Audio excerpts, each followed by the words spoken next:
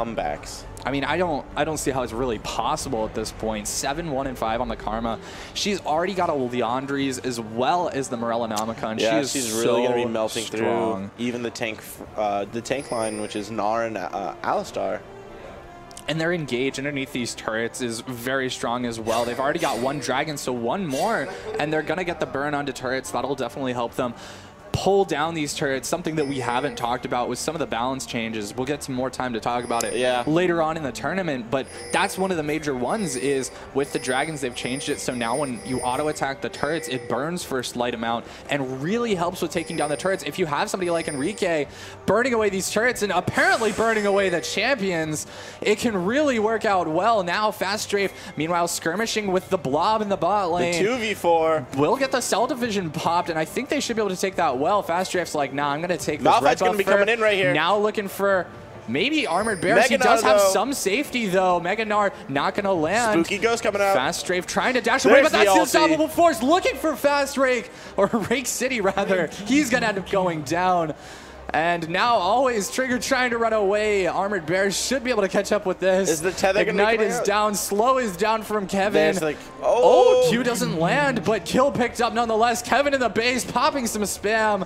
Trying to deal some damage back to Sir Cable and just completely tower diving. I mean, he's already got that Frozen Heart completed.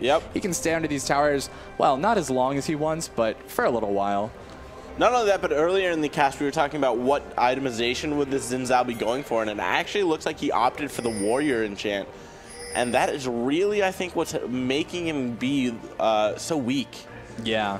Because he's just getting caught in his own jungle because of the vision that the Cuck has, and he's just getting destroyed by even the AD carry. I think the Cinder Hulk would have been much better. Indeed. Because even if you were to go with something like the Devour, it would have taken so long to scale up. Now Sir Cable in trouble with Enrique. The same thing again. Gets blown up. Now Fast Strafe might look for a duel. Flashes forward, looking for Enrique. He's going to have to jump away, but culling? No culling available. Not for another few seconds. Wild Growth comes out for Lulu. Amberosa chasing on very fast with that Whimsy. Yeah. Once they catch sight of the Gnar, though, they're going to back out, having blown both Wild Growth and the ultis from Tristana and her flash. And I think it was we mentioned it before, but Whimsy doesn't really seem like something that would speed you up. Wait, you mean turning people into animals somehow on your allies makes you go faster? Yeah. Well, no, that's Polymorph. Polymorph Whimsy. Oh, does it have two names? Yeah, I believe so. Oh, okay. W, yes. Gotcha. Now Kevin GG caught out a little bit, but that's going to be the unstoppable force onto Fast Strafe. He's going to go very low. Flash over from Kevin GG. Completely tunneled onto this. Karma's at the side, though. Lucian, yeah, and Sir Cable does go very low. Gets taken out by Enrique. He's getting the reset. Picking up everyone. That'll be a triple kill for Tristana. Fast Strafe, Victor. What are you doing? Looking for Enrique here. Oh my gosh, everybody walked right past him, but that's going to be Enrique getting the ace. 4 kills for him. Entire team is dead for WTB, and this could be an inhibitor turret. Odd back positioning from the Victor. I'm very just puzzled. Yeah. I don't know how to react to that right What was now. even more confusing was the Tristana walking through the bush and not seeing him. Yeah. I mean, part of it is because you would have anticipated that somebody would have been, like, casting spells there if that was the case, but Colby trying to salvage his inhibitor slightly. Cannot do it. They're going to back out as they get that inhibitor, and Pings on the Baron already are coming out. Yeah, and looking at Colby, he's pretty far behind in gold, 0, 4, and 8. I think he's probably a little bit hungry at this point. Definitely could do with a locket. Something he's not able to pick up yet. And looking at Lulu, she's got a Morellonomicon. That's a lot of mana regen. Yeah, and she's got. This Lulu, like you said, picking up the kills, and she's making it worth. She has been so aggressive that maybe, you know, she's died a couple times for her faults, but she has converted a lot of kills. Spooky Ghost coming out, both of them going on to Alistar. I really want to know that. Oh my gosh, the damage onto Colby. He's going to end up going down. Now Rake City, the focus Ulti. here. Unstoppable Force comes through, but Kevin GG not able to pick up the kill. Flashes out from Zach, knocks back Rake City, and he ends up going down. Fast Strafe now gonna pick up a kill. Too aggressive. Way too aggressive. Now Enrique actually a little far forward. Does have the help of Zach. Fast Strafe does take a good amount of damage. The Armored Bear is gonna get damage back onto him. Double shot, picks up the kill. Fast Strafe looking for more. Has to go back though, being so low, and the rest of the team pushing in. Teleport comes through from Kevin, completely full on health. They should get this second inhibitor. And things are not looking bright for WTB. They're trying to retaliate here. Gotta get the knockup from Amberosa, but Tristana's already left. No cell division for that Gumby. Now Kevin trying to get out. Knockup onto Enrique. He's trying to get away, but he doesn't have a lot of mana. That'll be the Piercing Light there to pick up the kill, and Kevin GG just chasing off the rest of the team. We'll get some speed boost, but oh, the minion block. I hate it when that happens. So unfortunate. Yeah, he might get out here. I think he should be able to get away. He's pretty speedy. He's got the swiftness boots. So. Yeah, and the Q. So, I mean, a recap of that, essentially, Cuck overstayed. They did a really good job, took the inhibitor, took the turret. Overstayed their welcome, though, for sure. Definitely overstayed. And something that we've noticed, maybe a weakness of Cuck's team, is that Kevin GG constantly over-aggressive. I mean, a lot of times it's kind of worked out for them just because Cuck has been so far ahead. Yeah. But with over-chasing like that, if you're not able to get the kill, then your team has been losing on the backline. The only reason they've been winning is because Armored Bears is just so strong, as well as Enrique. Yeah, everyone on their team is actually, all the carries are doing extremely well for Cuck. Even Lulu, as we stated, building damage now. So all of the carries and even the support does a decent amount of damage. And something that I've really liked about their team comp is just the lack of vision from WTB has allowed this Zach to really make these far out jumps and really ganks to get behind the enemy team and just cause chaos. Yeah, now recap of the trinkets. We've got 3 trinkets. 3 upgraded warding trinkets on the side of Cuck. So they're going to get a little bit deeper vision. And, I mean, talking at vision entirely right now as we see Sir Cable takes a lot of damage. That's the jump in from Zach. Doesn't land, but oh, the Unstoppable Force there to pick up the kill. Kevin GG, however, tanking up a lot of turrets, does end up going down. Now Enrique right underneath everything. Headbutt does not get Enrique into the fountain. However, that would have been comical as all heck. And Myrit actually taking up a lot of that culling. Yeah, doing a lot of damage. Fast Strafe takes half his health right there. Enrique, meanwhile, fighting with Colby, will take him down. The rest of the team finishing off the second Nexus turret here, and the Nexus is focused. Flash forward from Tristana, way over aggressive, but Nexus getting taken down. That's going to be game number 1 of the tournament, going over to Cuck. Yeah, that was a really action-packed game. Cuck really took the advantage in the early game, really getting the karma ahead, and that's what opened the doors. Once they took down that mid lane turret, really able to just, you know, control the map and get ahead very fast. Yeah, I think very small mistakes there were made by Cuck. If they can trim those up a little bit, they're probably looking at first place. Yeah, they're poised into taking this tournament. They look really, really strong. Yeah, they did. And the Karma pick also, I think, is going to throw a lot of people off because it's something that I bet that mid player really wanted to pull out early because that makes people that look at him after, they're like, well, he played Karma. Do you need to ban Karma? Right. He did extremely well, but do you think that's a ban? I don't know. I don't think so. Yeah. Me neither. Karma is a very big lane bully, though, so if you want to do better in lane, there's a thing. But Victor is also fairly good at just staying back and farming in lane. Yeah, I bet you he's trying to hide his pocket picks. Yeah. So we'll see what else comes out, but I think we're going to cut to a little break as we wait for in-between games. But yeah, be sure to check out our Facebook, Twitter, and follow us. And if you'd like, we are here in Fairfax. Come and join us. We're very friendly. I'll say hi. I don't know about this guy. At the casting couch. But don't go anywhere. We'll be right back.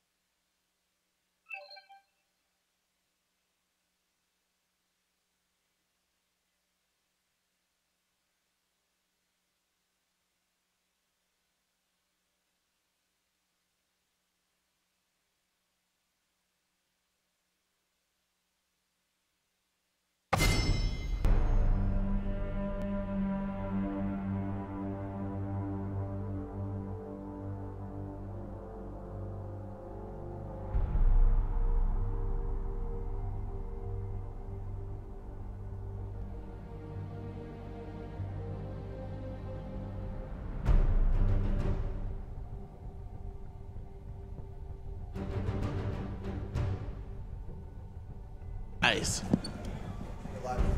All right. Hello and welcome back. Yeah, once again, I'm the Small Dog, and joining me here is Fall the Bard. How you guys doing? Good. On this fine Valentine's Day. You're not talking to me. I'm talking to you. I'm talking to everyone out there. So I fall into the category of you guys. Cool. So the Cuff Nut crew is going to be on the blue side here. Oh, I remember them. Yeah, on the right side we have Cuck once again. So we have the CC versus C. And it looks like we're going to have all 3 champions banned out that were in the last match for the Cuck team. So Zach, Lulu, and Malphite taken away. Yeah, Cuff Nut crew. Yeah. I don't think they didn't do too well last tournament, did they? I don't think so. No. So we'll have to see how they've reformed a few new players, it looks like here. Yeah. A few new faces. So you said Cuff Nut crew is blue? Cuff Nut crew is blue. Okay. Versus Cuck. Yeah, versus Cuck. Okay, so purple team didn't change. Purple team did not change. Right, No. okay, gotcha. Correct. And the purple team decided to take out other standard bans, which are Poppy, Zed, and Tom Kench. Zed right now with that new Duskblade item is extremely strong. He was already very good in the first place, but this new Assassin item just really allowed him to take over the game. Yeah, and we see that very, very strong, newly picked up Cosmo? champion. Possibly. Well, we might see him picked up. We'll have to. Well, I keep saying see, but we'll have to see if he does get locked in because there is 14 seconds left. But to talk a little bit on the Janna, very good for the peel. I think she's very good against Morgana. Morgana, if you play her right, she could be good against Janna just because Janna doesn't have a lot of damage. So you can't really pop her Black Shield and then give CC. Janna is just CC, like all the way out. And with that Kog'Maw, it does get locked in. It's going to be a lot of safety for him. Yeah, that I'm thinking that the Morgana might be a flex pick. That's true. Just because we saw last time that Armored Bears took the Karma, and I'm kind of like thinking that it might be a mind games right there. But then again, so Cuck also picked up Ezreal, who I believed was banned in the last game just because of his current scaling and just poke. With the current meta where you siege and want to take down towers, that's all what Ezreal is all about, poking down, taking towers. Oh, and actually on the blue side, it looks like Gragas and Kog'Maw are going to be the last ones logged in. Gragas receiving a couple of buffs to be able to clear the jungle a little bit faster, dealing AoE damage to minions. I forgot to look though, do you know if Gragas' Drunken Rage does damage to champions in an area as well? Yes, it should. So it just doesn't. You asked me the hard questions, so don't quote me on that. Yeah. I don't 100% know. Your answer I think was it should. It should. I mean, it wouldn't really affect everything that much if it did. Yeah. So I don't see why not.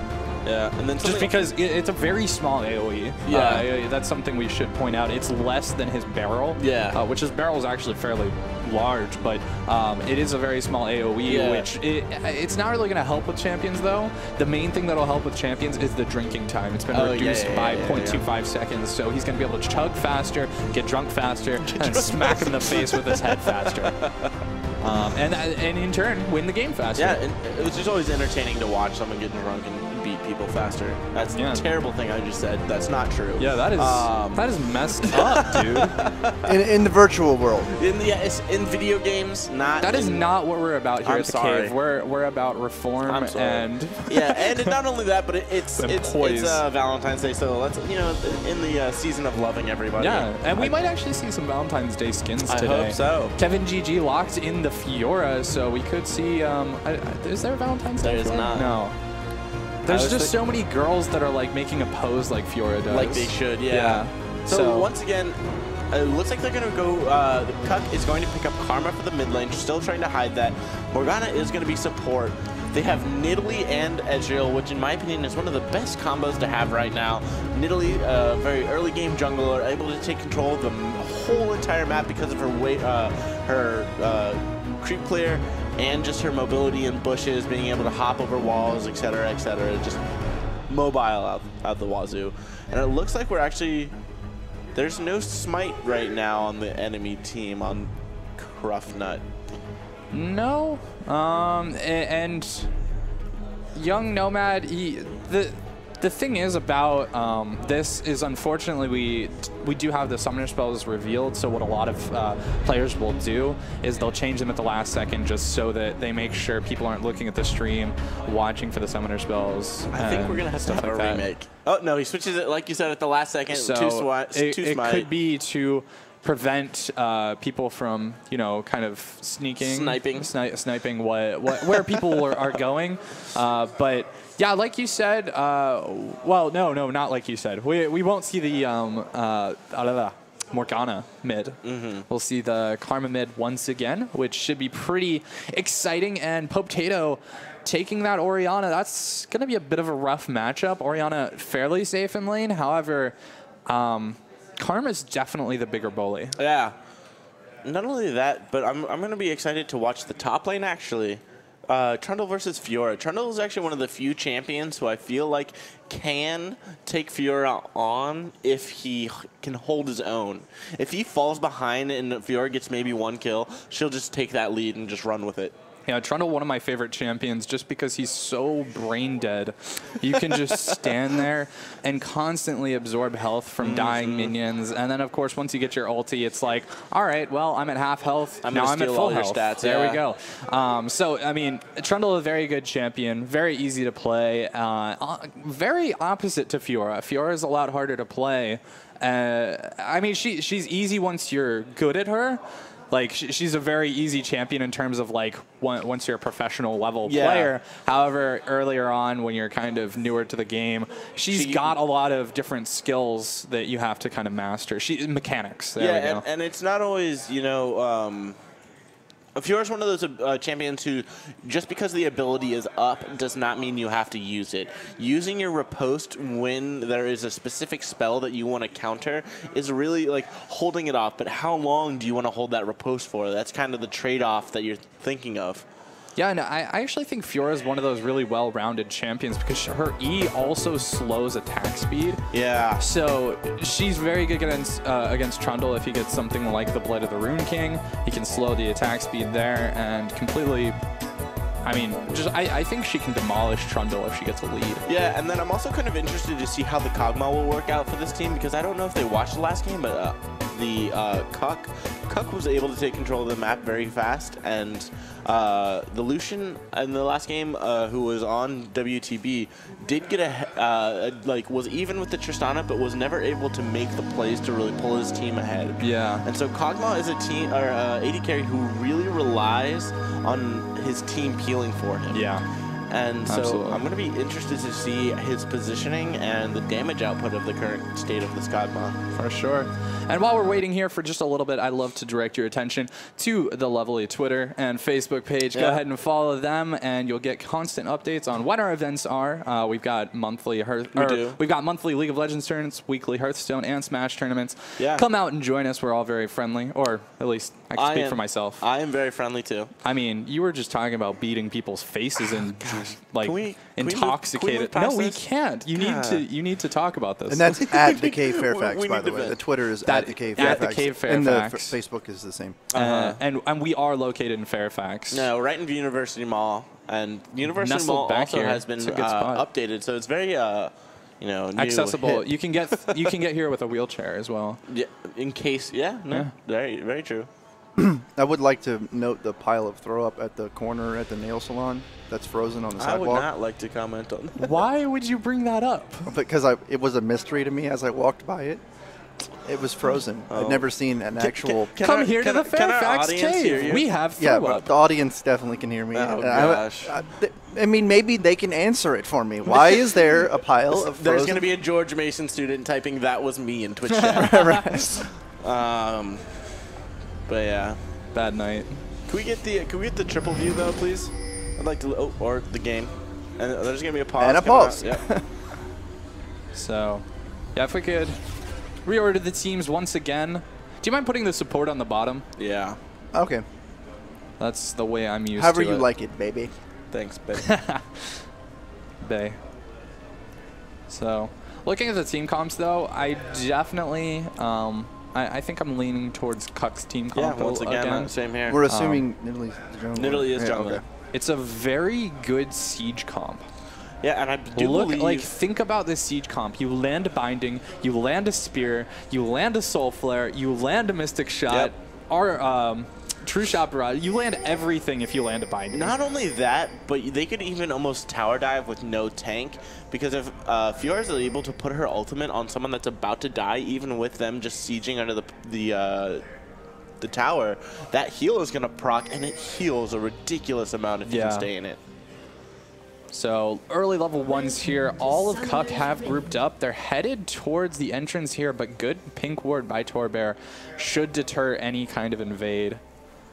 Yeah, they're going to spot everybody out. This out. And hopefully we should see Trundle right now, since I see all 5, move up to the enemy red buff, place a ward there, get the return vision, and, you know, just swap information. And there's Krufnut. He's going a little too dangerous. He needs to get out of there.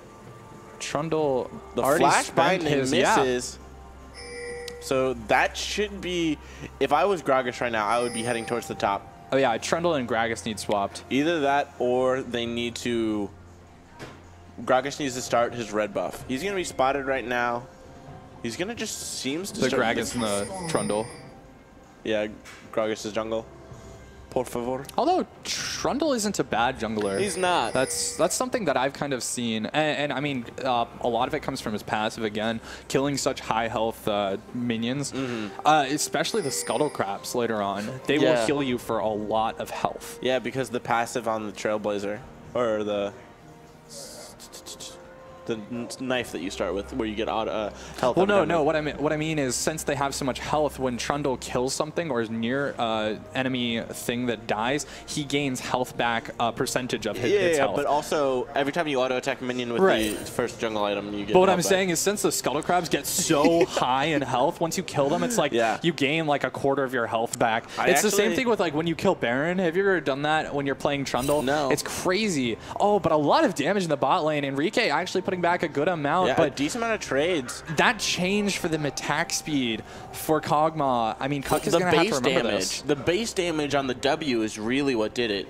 Right. It's magic damage now, right? They added a percentage magic damage. So you have to do a base amount of damage instead of just, you know, building up that damage slowly. And I believe they moved the attack speed to the Q as well. This Fiora, the E. Getting a little cocky. They're both going to have to blow flash. Trundle was able to steal away the red, actually. Yeah, that's kind of surprising now. Kevin GG on the back foot in that top lane. He does have teleport, so he could back away and use that teleport to return, but I think he's got to be a little bit careful in lane here. I think the first gank in this game is going to be very detrimental. Whoever is able to get it off first is really going to swing things into their favor. Looks like it's going to be Young Nomad, but that's going to be Amorosa right there to follow up. Flashes forward. Will get Potato. Now looking towards Armored Bear. Spear does not land. The snare kind of threw him off a little bit. Body Slam lands, but it's not enough. Soul Flare. 2 kills over to Cuck early on. Yeah. And that's exactly what I was talking about, the first gank. And especially since Nidalee was able to get a 1 kill and an assist, that's going to make her jungle pressure even higher, allowing to get more mobile around the map and clearing. Nidalee is a carry jungler. Yeah. And, I mean, Nidalee's so good at diving as well. She's got so many jumps to get around, as well as the heal to keep people, you know, high in health. I just think Nidalee's a really annoying. I've never liked Nidalee in the entirety of like playing this game. Yeah. Before it was like I could never land the skill shots. Now it's everybody hits the skill shots and I die all the time. So. Zoomboy wanted to point out that the Gragas slow is now 2 seconds. 2 seconds, that's right. Yeah. So more potent ganks. I mean, I think it did scale up to 2 seconds, but oh, Krufnut taking a bit of damage. Yeah, Gragas used to scale up to 2 seconds, but it wasn't that. I think it's flat. Yeah, now it's flat 2 seconds all the time. And Krufnut going down way too far up, and that's going to pop the passive there. He must be really upset because that Jano warded the tower instead of the Kog'Maw. But meanwhile, on the top lane, Spear comes through, lands onto Young Nomad, and that's going to be the focus. They do take him down before anybody else. 7 and 3, fighting with Amorosa, trying to get damage back. Does pick up the kill, but not before going down. Well, not before, not after going down. This Nidalee is shadowing the Gragas extremely well, just being where the Gragas is right after he appears, being able to help out his team, just very knowledgeable to know that where that Gragas is going to be at almost all points. They're poising to dive, but it's not really going to happen. Oh, that binding into the puddle. Yeah, exhaust comes through onto Enrique. Takes a lot of damage, so he's going to have to back away. But the way Cuck is toying with this bot lane right now just kind of shows how much strength they have over them. Yeah, the dominance already. And they already almost have a 3K gold lead at 5 minutes. Yeah, 5 kills to 1 currently. No objectives have been taken so far, but I think that's only really just going to serve to extend their lead. Yeah.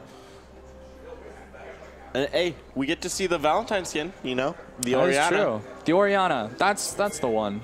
That's the one. There we go, boys. Happy Valentine's Day.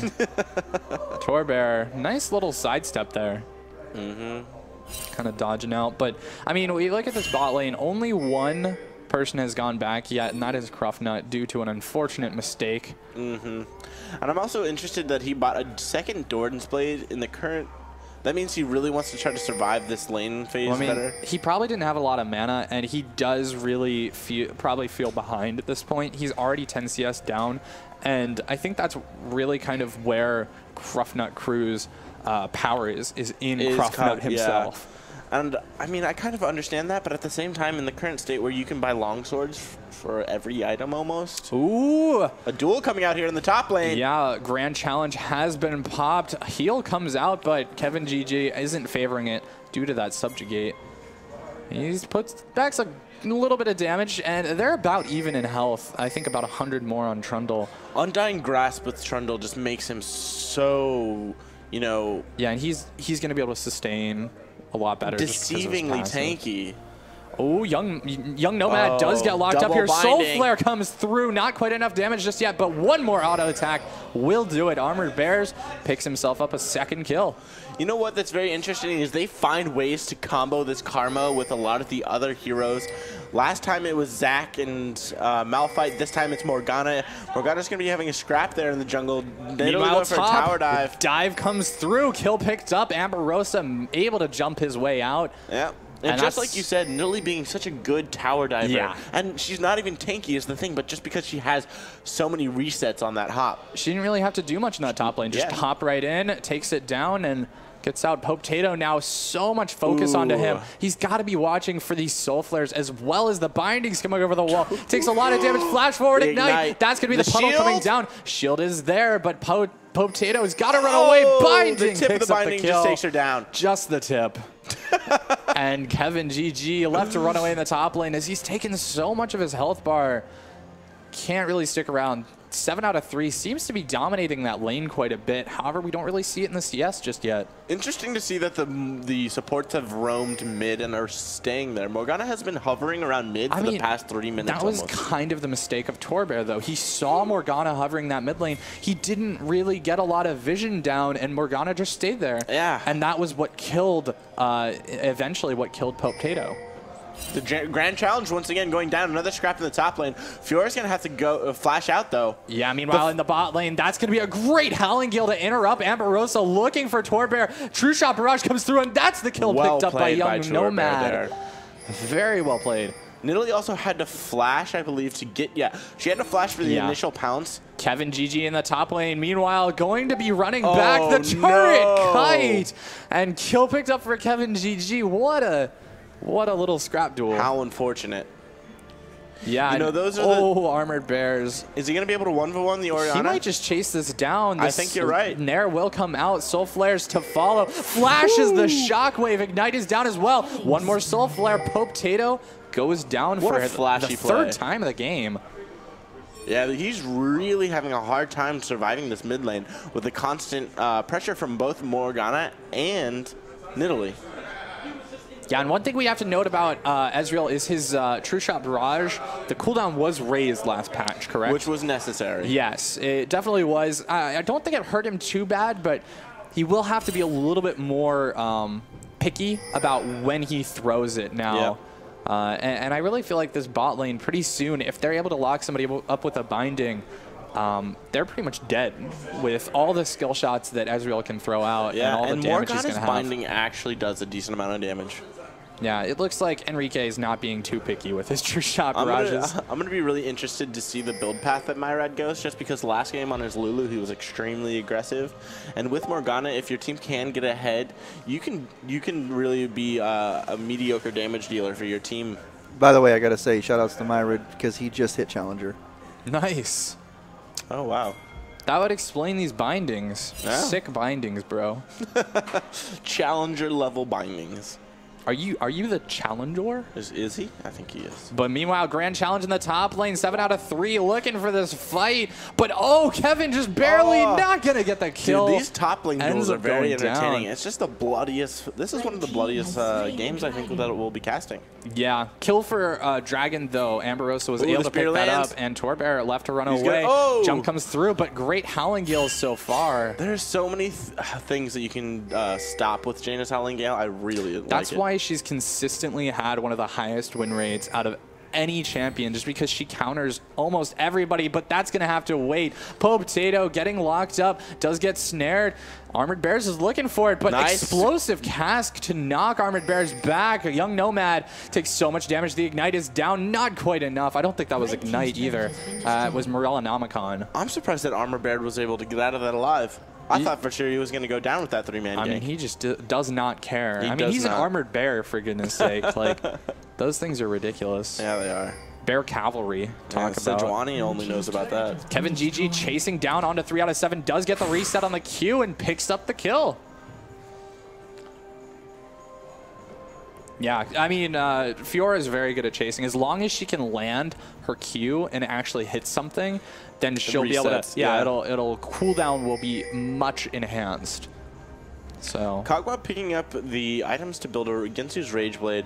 That has been the first item for most Kog'Maws, but we don't feel if it's extremely necessary in the at least in the future. We don't know about currently, but in the future that item is going to be taking some nerfs. Speculations of it getting nerfed. I believe we talked about that a little bit last game, and I mean, it's currently on the PBE that it's getting nerfed slightly, and I think it'll hurt Kog'Maw a little bit, but like I said before, I don't think it's necessarily something he needs. It's very, very strong for him, but I think he can be a really strong champion outside of that. Agreed.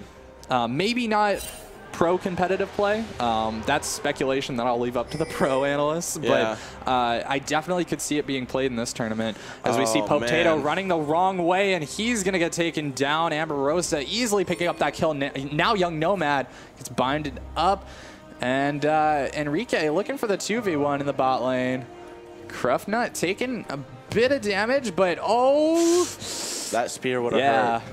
Young Nomad just barely making it out. Oh, that flash. Myrad going for a flashy play. Is that the Challenger? That is the Challenger. He was feeling extremely confident with that flash. Is that the real Challenger? But now Cruffnut does get the Ignite down onto him. That'll be the Soul Flare coming through. So much damage coming back. Trying to put some back. Armored Bears takes a lot, but now Torbear flashes away. Is able to make it out. And wow. Armored Bears almost going down. Lives with sub 50 HP. Meanwhile, in the top lane, Spear comes out, does not land. 7 out of 3, gonna try to run away. Gonna stay alive, but does end up getting taken down. Kevin GG gonna be the one to pick that kill up. I just want to point out how hard it is for them to kill Trundle. Not only that, but Nidalee missed Spear, and all she had to do was say, hey, Fiora, you can dive this turret. Let me tank it real quick. So just the amount of damage that Fiora puts out. And something else that's kind of interesting is Trundle starting out with an Iceborne Gauntlet first. This item has been, really seeing more popularity, and especially as we see Ezreal also rushing it. But I find that to be a very interesting first buy against a Fiora. Yeah, I mean, he is 7 out of 3. That's like 230%. 7 out of 3. Oh, it's 7 and 3. Oh, I didn't even notice that. But Enrique picks up a kill. That's going to be Gragas trying to be a little bit too aggressive. Chasing down here, 7 and 3. Looking for more. Does get bound up. Not able to do much. And again, the Howling Gale. That was blind. Amberosa goes in, gets some damage back, but he has to flash out. Yeah. Oh, man. So Amberosa also just recently picked up the Rod of Ages. Oh, my gosh. So much damage coming out of Kog'Maw. Amberosa's gotta pounce away. Yeah, and something that happened with Kog'Maw in the season changes was that his ultimate now does execute damage, I believe. Yeah. So this is really unfortunate, though. I want to talk a little Cruftnut Crew. They're so far behind at this point. 10K down at the 15-minute mark. Yes. This is one of the largest gold disparities. Discrepancies. Those words. Yeah. Some D word, but like that I've ever seen in a competitive game. Yeah. And they're just really not hitting their strides. There were so many low members of Cuck last fight, but they weren't able to finish anything off. Yeah, I think this really just displays, you know, this quality of players, I guess, or the skill of the players. I don't know if we'd say quality. Well, we haven't met them yet. the skills of the players, then. It just seems that Cuck might be a little bit better of players than he's the Cruftnut Crew, the Cruftnut Crew. Yeah, unfortunately, Cruftnut, I don't think he's going to be able to carry this time. The only Morgana's going to get here. Kills are on the top in jungle, but Young Nomad able to make it away. True Shot Barrage comes through, but not going to land. Ooh, explosive cask, though, to knock them back for 3-man Shockwave, but it doesn't do that much damage. Yeah, it's not going to be enough. Just because that's what we were talking about, just how far behind they are. They landed all their abilities, but just not able to convert. Torbear. Kevin GG looking for more. Fights with 7 and 3, but he's pretty low. Going to dash over the wall. And that's for Fiora for you, ladies and gentlemen. Yeah, and that's the same type of stuff that he was doing on Malphite, though. Understand underneath the turret. Cruftnut the liquid picks himself up a cheeky kill. Yeah, the liquid ooze from the Kog'Maw and the long-range auto attack, I guess he just wasn't expecting. Yeah, the liquid ooze is such a long slow. Yeah. That was some good burst damage there.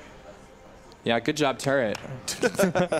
I mean, that's kind of what Cruftnut Crew needs at this point, though, to win team fights is their turrets. And even so, I don't know if it's going to be enough. Cuck is looking really strong. They've already pushed them towards this Nexus. Yeah, and it looks like the Cuck is going to be rotating to the bot lane here. Going to pick up this tower. Oh my goodness. Armored Bear doing so much damage, but he may have overstayed. Goes down to the True Kill Barrage. Does get picked up by Ezreal, like you said, but Armored Bears, oh my goodness, and Ezreal hopping over the wall, looking for more. 7 out of 3, going very low, but now the focus on Poptato. He's going to end up falling, maybe. Nope, not able to pick that one up, but Amberosa does get a kill in the bot lane, and Enrique is like, I'm done. We can't break into the base. I'm just going to hop over the base, and we're going to get inside this thing and crack it open, see what it's all about. Yeah, and so I think this is just going to be Cuck's game from here on out, just, you know, pressuring the enemy team, getting them into places that they don't want to be, and just, you know, poking them down with the Morgana, like you said, the siege comp that they really built themselves. 17 minutes, 46 seconds on the clock, and they've taken their 5th turret of the game already. 2 inners down, only 1 dragon picked up so far, but I don't think they're really going to even need them. Yeah. I think the main thing is going to be denying these dragons away, but oh, that's going to be Gragas falling. Amberosa making her way out. She's still very healthy and has all those heals. And you keep seeing that orb coming out from Poptato, but it's not doing a whole lot of damage. TJ Merida, but 7 and 3 goes down. The amount of CC that between the Morgana and the Karma. Oh, Ignite is down on Armored Bears. He's not quite fallen just yet, but the auto attack will be there to pick it up. Cruftnut looking for another, does pick that up as well. Now looking onto Amberosa, but if he's able to land a spear, he doesn't even need it. Does get so much damage down just from that Panther form. Oh, goes back in, looking for the kill, but Cruftnut gets it. Cruftnut said, challenge that. Yeah. That was 3 kills for him, right? Doing but at the well same now. time, Fiora was able to get free tower up in the top lane. Ezreal was able to farm up and be able to get back. Picked up a BF sword, probably going to be picking up the likes of Infinity Edge or Essence Reaver. No, Cruftnut doing a great job, but even so, it's not going to be enough. Yeah, that's like 14K. 14. Yeah, they would need a ton of small fights like that. Like we touched on as well. It looks like Cruftnut Crew put a lot of their eggs in their basket, hoping that Kog'Maw would be able to scale into the late game. But if they don't get there, it's really not going to be worth it. Yeah, I think Cuck has kind of a decent hold onto this game. Yeah, picking up that second damage, so they're going to be able to take towers a little bit earlier with the new burns added to towers with the second dragon. So Karma coming back here. She has the Leandries as well as the Morellonomicon once again. And Cruffnut almost getting caught out, but he's going to get slowed over and over again. That'll be the dash forward from Enrique, but he does take a good amount of damage. Flash forward from Morgana, but she does go down. Now for the cleanup. Cuck looking for more. Potato very low. Will get pounced on and taken down 4 for 1. This is going to be the base cracked open for sure. And not only that, but Ezreal has the Rift Herald, and that's going to be the surrender at 20 coming out. That's a little bit unfortunate, but Cuck was just so dominant throughout the entire game. Really being able to, surprising. Yeah, shutting down that Orianna really did a lot for them, just opening up the mid turret once again. That seems like Cuck's strategy is kind of to get Armor Baird rolling, open up the mid lane, allow him to roam with the jungler, and him and Amber really are kind of like a killing squad, a death squad. And this game was just so unfortunate for Cruffnut Crew. Yeah. Cuck ended the game with 16.2k gold lead at 20 minutes. They surrendered as soon as they possibly could, and it was a 16.2k gold lead. This team is looking so strong right now. They are definitely poised to take the top tier right now, top spot in the tournament. Yeah, but we'll have to see how they do once we get back. We will be. If you guys wanted to see the stats, I forgot I could show this. Is there anything you wanted to talk about? Let's look at the damage real quick. I want to see the damage to champions. I mean, there's not a whole lot we can take away from this game, though, just because of the dominating performance from the Cuck. Like, they were just so powerful the entire game. Yeah. Let's see, it was 20 minutes, so it wasn't even 1,000 damage per minute. So it wasn't the best, but even so. Yeah, but Morgana dealing more than almost the whole enemy team is kind of a bad thing. I mean, that just says more to the enemy team, though, than it really does up there.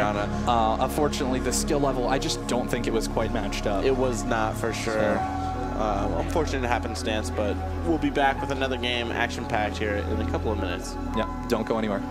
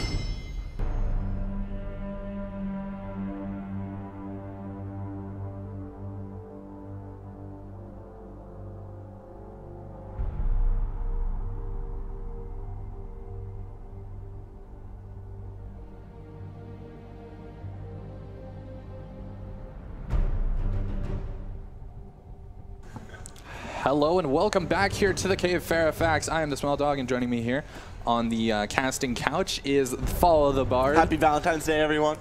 Yeah, Happy Valentine's Day from the casting couch. Exactly, exactly. From us to you. Did you guys shake hands before you sat down? No. Do you wanna shake hands with me? No. Come on, dude. It can be a mutual agreement. There you go.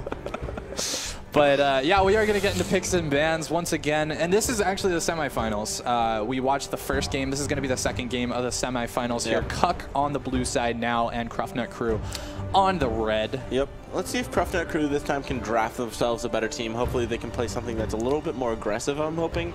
Yeah. Something that doesn't take as much time to scale. I think either way, it's going to be fairly rough for them. Yeah. Last game was such a dominating performance from Cuck. But as we see the bands get out here, we get the Zac band away, Malphite band away, as well as the Lulu. Yeah. All things we saw from Cuck in this first game, and definitely needs to be banned away. Ozreal being the first pickup again, just because he's so strong right now. Yeah, I don't see why not. Janna gonna get hovered here. Probably one of the best champions if you're losing, because she doesn't really need time to scale. Yeah. She really just needs a sight stone and some boots. Like, seriously though, she doesn't need much. Disrespect. Okay, no, they're not going to pull that out. I would love to see the again. Darkin played. The Darkin Feeding are Blade. so cool. Feeding Blade? Yeah, because Aatrox is worthless. No, he's not. Yes, he's he is. amazing. He's worthless. Dude, you build Gwynsues on him. I don't so care. much damage. He doesn't do anything. I'd rather have a Tryndamere who does the exact same thing but actually does damage. I don't know, man. And he's got a Guardian Angel passive. Yeah. So mad. Guardian freaking This Angel. is how mad Aatrox was. I also have a friend whose name for a while was Sexy Little Aatrox, and all he did was play Aatrox. So. Was it dissatisfying to you? All right, so we're gonna take a little look at the place we're at right now. We're gonna see all the artwork on the wall and everything like that. We're taking a little walk here. All the and, videos. You see the teams right there in the background as well. Those are the teams playing against each other right now. Yep. So. What? Do you want this? What is it all under there? Oh, there it is. All right. So it looks like Cuck right here is going to be drafting Ezreal, Jaina, and Nidalee. The Jaina was very annoying for the Nidalee. I bet you that's why they picked it up for themselves, so that Nidalee can start hopping onto the enemies and being stopped by the Howling Gale. Yeah, and I mean, I think it's a good takeaway, because like I said, Janna is one of the best. Janna with an I is one of the best champions at playing when you're behind, just because you can cancel so much. And not to mention, Amber Rosa had such a hard time with those Howling Gales. Yeah. They were actually really well placed by, I believe it was Young Nomad? Yes, it was Young Nomad on this court. No. Was it Torbear? Torbear. Yeah, Torbear. Young Nomad is the jungler. So Right. it looks like they're going to be picking up Gragas and Elise. They're almost at the same team comp. Besides the bot lane, it looks like they're going to switch up and going for Bard and Kalista, which I don't know how they work in... I don't think... Bard and Kalista is a very good lane. Is it the strongest that you could get with a Kalista, though? No. That lane is one of the best when you're ahead. Yes. Probably the one, it's up there. I just think Alistar Kalista is just too strong. I mean, it is, but the thing is, if Bard has a lead, he deals a lot of damage. I love it. He can chase very well. You can catch somebody with the Tempered Fate, get Fates called, throw yourself in there. They're constantly CC'd until they're dead, pretty much. So, I mean, Bard Kalista, I think, is really, really strong. Agreed. Like, Alistar Kalista is very good, but it's a lot better when you're in situations where you're behind, because it can create picks that wouldn't normally be there to create advantages. Not only that, but I actually really like Bard is always a champion, in my opinion, that you can be caught out pretty easily because you're roaming for chimes or you're just doing things that are very aggressive. And with Fate's Call, that allows you to just be in these ridiculous areas and not be punished for them. Yeah, I think it gives reason to play Kog'Maw support. And so 3 times we've seen Kevin GG hover the Riven. I just caught that. 3 times we've seen Riven hover this, or Kevin GG hover this Riven, and finally he locks it in. So it looks like he's gonna be having a little bit of fun. And we also see the Cassiopeia coming out. I don't think this is the most serious team comp coming out from Team Cuck. But it will be entertaining to watch with the Cassiopeia and the Riven. Yeah, that Riven does get locked in. Oh, baby. The spin to win Garen coming out. The Garen's coming out tonight, boys. Yeah, I think this is going to be a really interesting top lane. I don't think it's going to be passive at all. No, I mean, the last time it wasn't passive either. I mean, that's true. And the Fiora, 7 out of 3, though, did a very good job against Kevin 7 and GG. 3. Yes, 7 out of 3. I said that now. So, 5 out of 7. 5 out of 7. Nailed his name. 10 out of 10. All right. Yeah, 7 and 3. Can we just call him 10? Yeah. Yeah. Yeah. 7 and 10. Or Wow. 7 and 3. Oh man. All right. And you thought I was messing up his name, but So I don't know how I feel about the Cassiopeia pickup over the Karma. I feel like Karma provides a little bit safer poke, where Cassiopeia usually you want some other type of hard CC to kind of line up your abilities, or you know you're going to be the one flashing in, having to do your terrifying gaze, and stunning everyone. But you know maybe with Riven, they'll just be able to burst everyone down immediately. yeah, it's possible. But Riven is very reliant on items. Yes. She scales very well, but she doesn't have very good base damage. So if she doesn't get ahead, she doesn't really do a lot. It's got to be said, she's just kind of a little bit tanky, a little more mobile than, or a little bit more CC than most champions. Yes. A little more mobile than most champions, but if she can't do damage, she doesn't do a whole lot. And even so, she's not the best in team fights. Yeah. She's good disruption if she's tanky enough to stay in that back line, but she can't really do that for too long if there's good peel. Yeah, I think she's a character who's highly reliable on flash in team fights, where to get a lot done, you have to make these flash plays with your stun and your ultimate and kind of just destroy teams, try to catch multiple members of the enemy team clumped up. Yeah, but there's actually going to be a lot relying on Gragas here to protect Kalista, I think.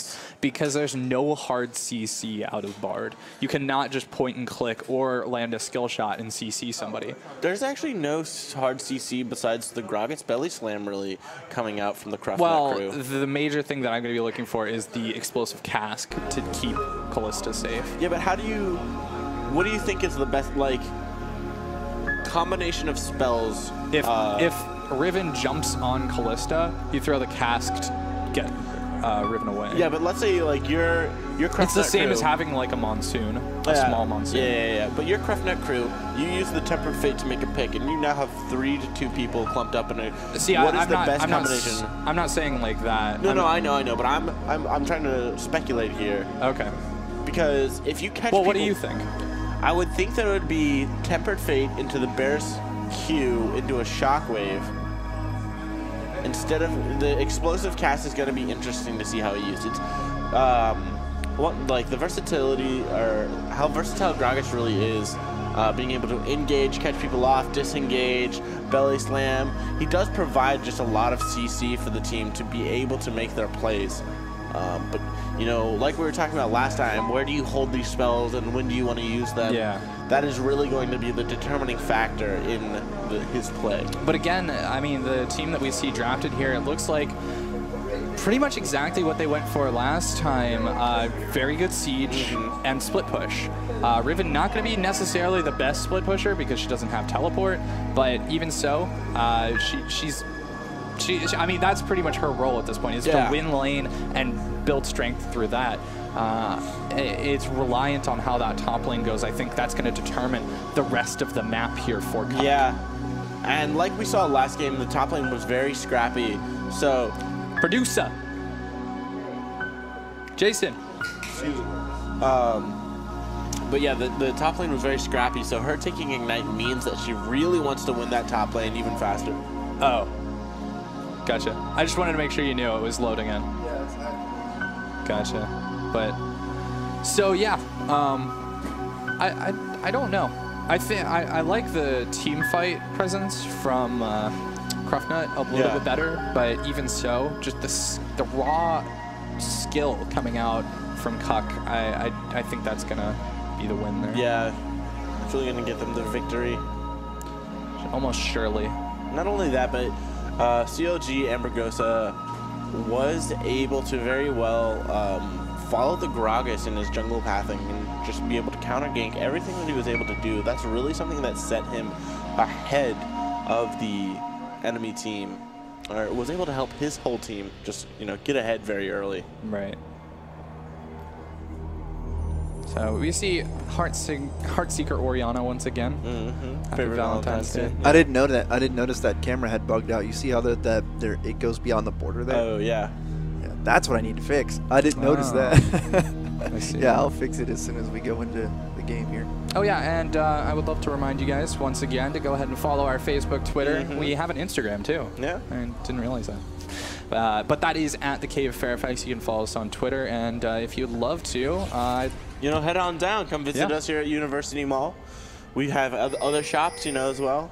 Well, we don't have other shops. We don't. No, we don't own any of them, sadly. That'd be cool, though. That would be really cool to own. Can we buy Giant? Can we?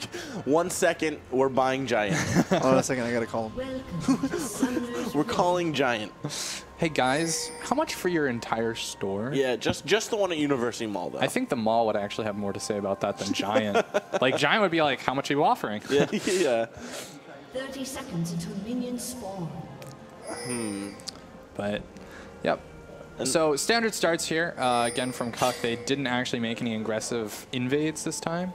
So. And Jason, if you could rearrange the, thank you.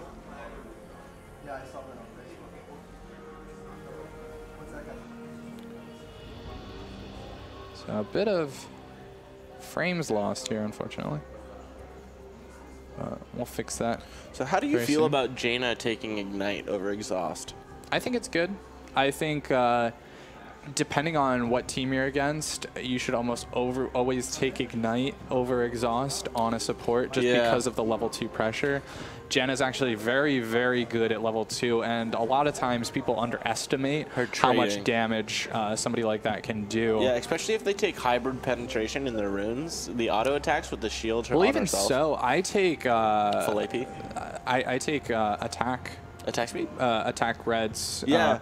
And I'll see that a lot on people, even if they do take, excuse me, things on other, like, yeah, like if they'll take AP or cooldown reduction blues or health yellows, they'll add those attack damage reds just because they're the auto attacks. Yeah, they matter quite a bit. Yeah. I remember, you know, starting out not too long ago, you could give the shield, get the attack damage, auto attack for about 100 damage per hit. So it was pretty substantial. So it looks like we're gonna have both junglers starting at the bottom. Top laners just, you know, waiting for their opponent to show. I'm really gonna be looking for Riven here to win lane hard. That's gonna be, you know, with the lack of teleport, that's really what she's going to be trying to do. Yeah. So nothing really out of the ordinary at all. And everybody starting with the trinkets, 2, 3 already placed. Really not that much vision provided. So a little bit strange, but yeah, aggressiveness from Armored Bears in the mid lane does get that Thunderlord's proc, but missing so many of these Qs. Yeah, which is really actually vital. Getting out-traded a little bit, missing another Q. And that actually really hurts Armored Bears. He's going to have to pop some potions. He does have those biscuits, so a little bit of extra health, and he's got 1 left, so. Yeah, something that's also pretty interesting is on Orianna's, a lot of them like to the level 2 first. Movement speed from the Q, but is not going to be able to hunt down the Orianna. Yeah. The BM from Pope Tato there, spamming a little bit. And Enrique just poking away. He should, I think they should win this lane early on just because of the aggressiveness we've seen out of DJ Myred. Yeah. Normally, I would give this lane the favor of Bard just because once you get a few charms, his damage outdoes that of the shield of Janna. However, after the 3rd level, Janna can catch up. It's just hard to trade with a Jaina when she has that shielding on such a low cooldown. Yeah. Meanwhile, in this jungle, young Nomad has been found by the Panther here. I believe she's a Panther. Cougar. Oh, Cougar, This right. was touched on recently by Monte Cristo. I would know if I wasn't so busy and never watched LCK. But First Blood, nonetheless, picked up by Amberosa in that jungle. Good job by him. Maybe looking towards this top lane now. 7-3. Does get a ward down, but I believe Nidalee could come around the side here. Now, Garen kind of hard to gank, but he has lost a lot of health. He's below half now. A few more auto attacks. Whoa. Does land the spear, and Kevin GG getting himself a kill in the top lane. And he didn't even have to use Ignite there, so he's going to be winning this top lane again if Garen teleports back. Yeah. Not only that, but the wave is being frozen in a very good spot Ignite. for himself. Oh, he did? Yeah. Oh, okay. So the wave is getting frozen in a very good spot. Very good job by Kevin GG to know that he can come back up to this top lane. It will push underneath the turret. A little. He might. Yeah. No, It will push back. Yeah. Yeah. I think it'll reset right in the mid. Yeah. He needed to clear it just a little bit, Ooh, but it'll be a lot fine. of damage on the bot side. Enrique still putting back some auto attacks. That's what happened last time. Just a few extra auto attacks, and Kog'Maw went down. Mm-hmm. However, Hopefully you won't be making the same mistake. yeah, I again. mean, you're not really relying on your support for the shields anymore. Bard does have a slight heal that he can give you, but it's a lot more like Cruftnut. I think he's going to be a little more patient and mindful of how low he's getting. As we say, Enrique taking some spears again. That could be the Rend taking the kill, but no. Heal comes out, dash forward, Ignite is Cruftnut down, once and again. DJ Myrid picks up the kill. Now the turret dive is on. Flash Amberosa had to be used to going get for away. it, but he just jumps right back out. Yeah. You see it again, 7-3. Meanwhile, on the top lane, takes a lot of damage, does get the silence down, but Flash. that's a flash forward. Kevin gotta pick up the kill and get his way out. 2 kills now. That's going to be really bad in the top lane. The whole enemy team has no flash. The Cruftnut crew has no flash besides the Kalista. And Kalista should have even flashed, so she didn't go down, but ended up dying without using it. Yeah. A big misplay. So how many longswords do you think Riven can buy? How many longswords? Well, she's at 3 right now. She can get 3 more. 4, 5, 6 Is that would how be, math works? I think so. I think so. We're not mathematicians here, but you know. We're not math magicians. We're neither both. She can get 6 of them, and then I think she'll start having to look towards these bigger items. Yeah. But even so, your Riven, you don't really need it. No. You can just keep building longswords. But she does actually look into building something else. Yeah. How unfortunate. What is it? Claude? I don't know. CDR hammer. Claudefield? But Gragas getting pressured in his own jungle. Just this Nidalee now just taking her over the Gragas' jungle and keeping it to herself. oh, Potato taking a lot of damage. However, Armored Bearers underneath the turret does end up going down. That's a little bit too bad. Bard's making him roam, but he's going to get caught by Jaina. Has Kalista on his backside, so let's see if they can take this Jaina down. Yeah, Nobody's no. near her. After the miscue, they're going to have to retreat. Jaina's going to be taking down the Ghost. Riven's farming top lane. And Gragas is just getting pressured by this Nidalee. Nidalee hasn't even backed yet. Everybody on the enemy team has already died before 5-minute mark. That's never a good sign. Garen doing his best to survive against the Riven, but picking up an early Chain Vest, I don't know if that's going to be enough. Sorry, I've got to look it up now. I know. It annoys you, so you have to look it up. I understand. See, if we had computers here. What? If we had computers, we could just scroll over and see What's a it's. computer, dude? Okay, whatever. All right. There, it's Caulfield's Warhammer. Caulfield's Warhammer. Caulfield's Warhammer. I was close. I was pretty close. It was. I was like Caulfield. Yeah. I say Caulfield, but back to the game. Yeah, I'm back to the game also. I'm sorry I was AFK for a minute there. I just found out my brother was shot in the leg. So, Wow. yeah, as of 11 p.m. last night. So I'm trying to figure out the whole story, but dun dun dun, brother was shot in the leg. Well, that's He's okay, but he was shot in the leg. Yeah. that's quite the bomb Hopefully to you did it drop very on the heroically. viewers. Heroically? Yeah. No. No, we'll I go. mean, he's in the military, but It was heroic. yeah, he's gonna get a Purple Heart. Oh, Exactly. Nomad, young Nomad gonna take a lot of damage. One more auto attack, True Shot Barrage there just for safety. Now Torbear getting chased onto. No level 6 for Cruftnut yet, and he's gonna have to flash away. Cruftnut's so low, and they should get Tower Dove. I believe. Can they do it? I believe Cuck. Oh, the spear comes through, picks up the kill. Now the tower dive comes out, and he's going to go down as well. DJ Myrad still making it out, but Potato going down in the top lane. And 7-3 left underneath this turret. I don't know if the dive will come out. He does actually stick around. He's got some regen going on from his passive as well as a potion he's popped. No, minions are there. He's going to be going down here. Q comes out, and that's going to be 7-3. Not going down. He picks up the kill with his ultimate and making it out. The reverse. What on earth? Oh, man.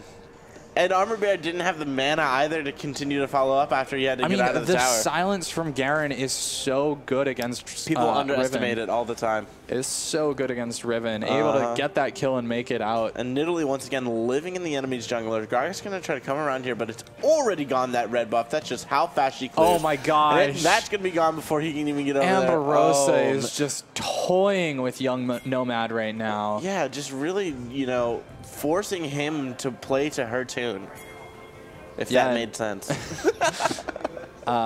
Young Nomad is taking a bit of damage. Peter, can we get the guys aligned now? Yeah, 1 second. Yeah, I got that. Thank you. No problem. I'm Peter. Oh. Yeah, I'm Jason. I'm the producer. I know it starts with P, but but please don't get us confused. The Pete Dusa. Don't get it twisted. That's what I meant to say. Right. Nonetheless. So Riven's also going to be looking at no more longsword. He's going to be picking up the CDR boots, but this Garen is just going to go 7-3, more like 4v1, 4-1. Yeah. Actually, no, he's 1-3. So. But man, that's. I so wonder unfortunate, if that's how he came up with his name. Was like, you know, my One first game game of he just League of went Legends, 7-3. 7-3. That's So I had the to name. change it. Yeah. Every game he goes a different number. He has to change. That's a lot of And also something RP or IP. that I'm going to comment on that's somewhat random is with Cassiopeia coming into play. I recently saw a video on Reddit where the Cassiopeia would start Smite and take Gromp at level 1. If she was ever auto-attacked at level 1, she would start Fangs and the Shockwave in the mid lane. Amberosa gonna stay alive. Nothing's going to happen. Yeah, No I like that though. Up. Oh, Amberosa gonna go forward for it. Gives Just up enough a kill. mana for a one that more was ball. so greedy. It was. But Amberosa 4-1-2. He's so strong right now. Yep. But yeah, getting the poison buff from the Gromp, and then if anybody autoed you, you just got endless. I remember there was Fangs. actually a bot lane. It's Teemo and Twitch Cassiopeia. No, Teemo and Cassiopeia, because you just auto attack and then it gets the poison on. Yeah, once they rework Twitch, you can no longer do the classic Twitch Cassiopeia because his poisons don't apply to her anymore. You can't. No, because his are like green poisons around now. I don't think you used to a very long time ago, but you haven't been able to for a very long time. Yeah. Monsoon coming through. DJ Myrad keeping himself just Ezreal, kind of healthy, just short of killing the Bard. And 7-3 really is the only strong person on the team. It feels like running around, but taking a lot of damage. I say that 7-3. I was about to say 7-3 is 1-3. Yeah. I mean, he's the only one who's really been making plays happen himself. But there's no mana for Armin Bears here. I mean, that's probably the weakness of a lot of these mid laners is running out of mana too soon. This Nidalee is just making this Gragas' life miserable. Surprisingly, Nidalee only has actually 15 more farm than the Gragas. I mean, that's really big, though, when it comes to jungle camps, because jungle camps are worth so much more on average than normal minions. So the fact that she is 18 up now is really big. If we could look at the gold totals real quick. Yeah. That would really tell us how much Nidalee is for the... Yeah, 5.8 to the 2.9. What a discrepancy. 3K up on Amberosa right now. Looking for Krufnut, but can't get the kill. Now we see Kevin GG will get that kill. Meanwhile, the chase in the top lane, 7-3, looking for Armored Bears. She's going to go down. Oh, but the speed boost not quite there. The ultimate comes through. Oh, man. Kill picked up, but oh my gosh, I can't get over that discrepancy. Oh, the True Shot Barrage misses, and Garen's just going to be able to run freely out of this one. Yeah, 7-3. Making his way downtown. Walking fast. Face is fast. I love that Garen skin, by the way. Janna's overextending and going home now. Nailed it. Going home now. So, Jenna, oh my gosh, DJ Was that a Myriad log in the river? is I don't know. so Sometimes there's a duck. If you can so catch crazy. the duck. And Kevin GG looking for Cruftnut here. Going to baiting take a in the lot of bush. damage. Ultimate has been popped, thrown out, picks up the kill. Now Torbear looking to trade back some damage, but I don't think he has enough to take down Kevin GG. If he has Tempered Fate and Ignite, but he doesn't have Ignite. He doesn't throw Tempered Fate. Nope. I mean, especially there with the is the enemy collapse, team. yeah. Yeah.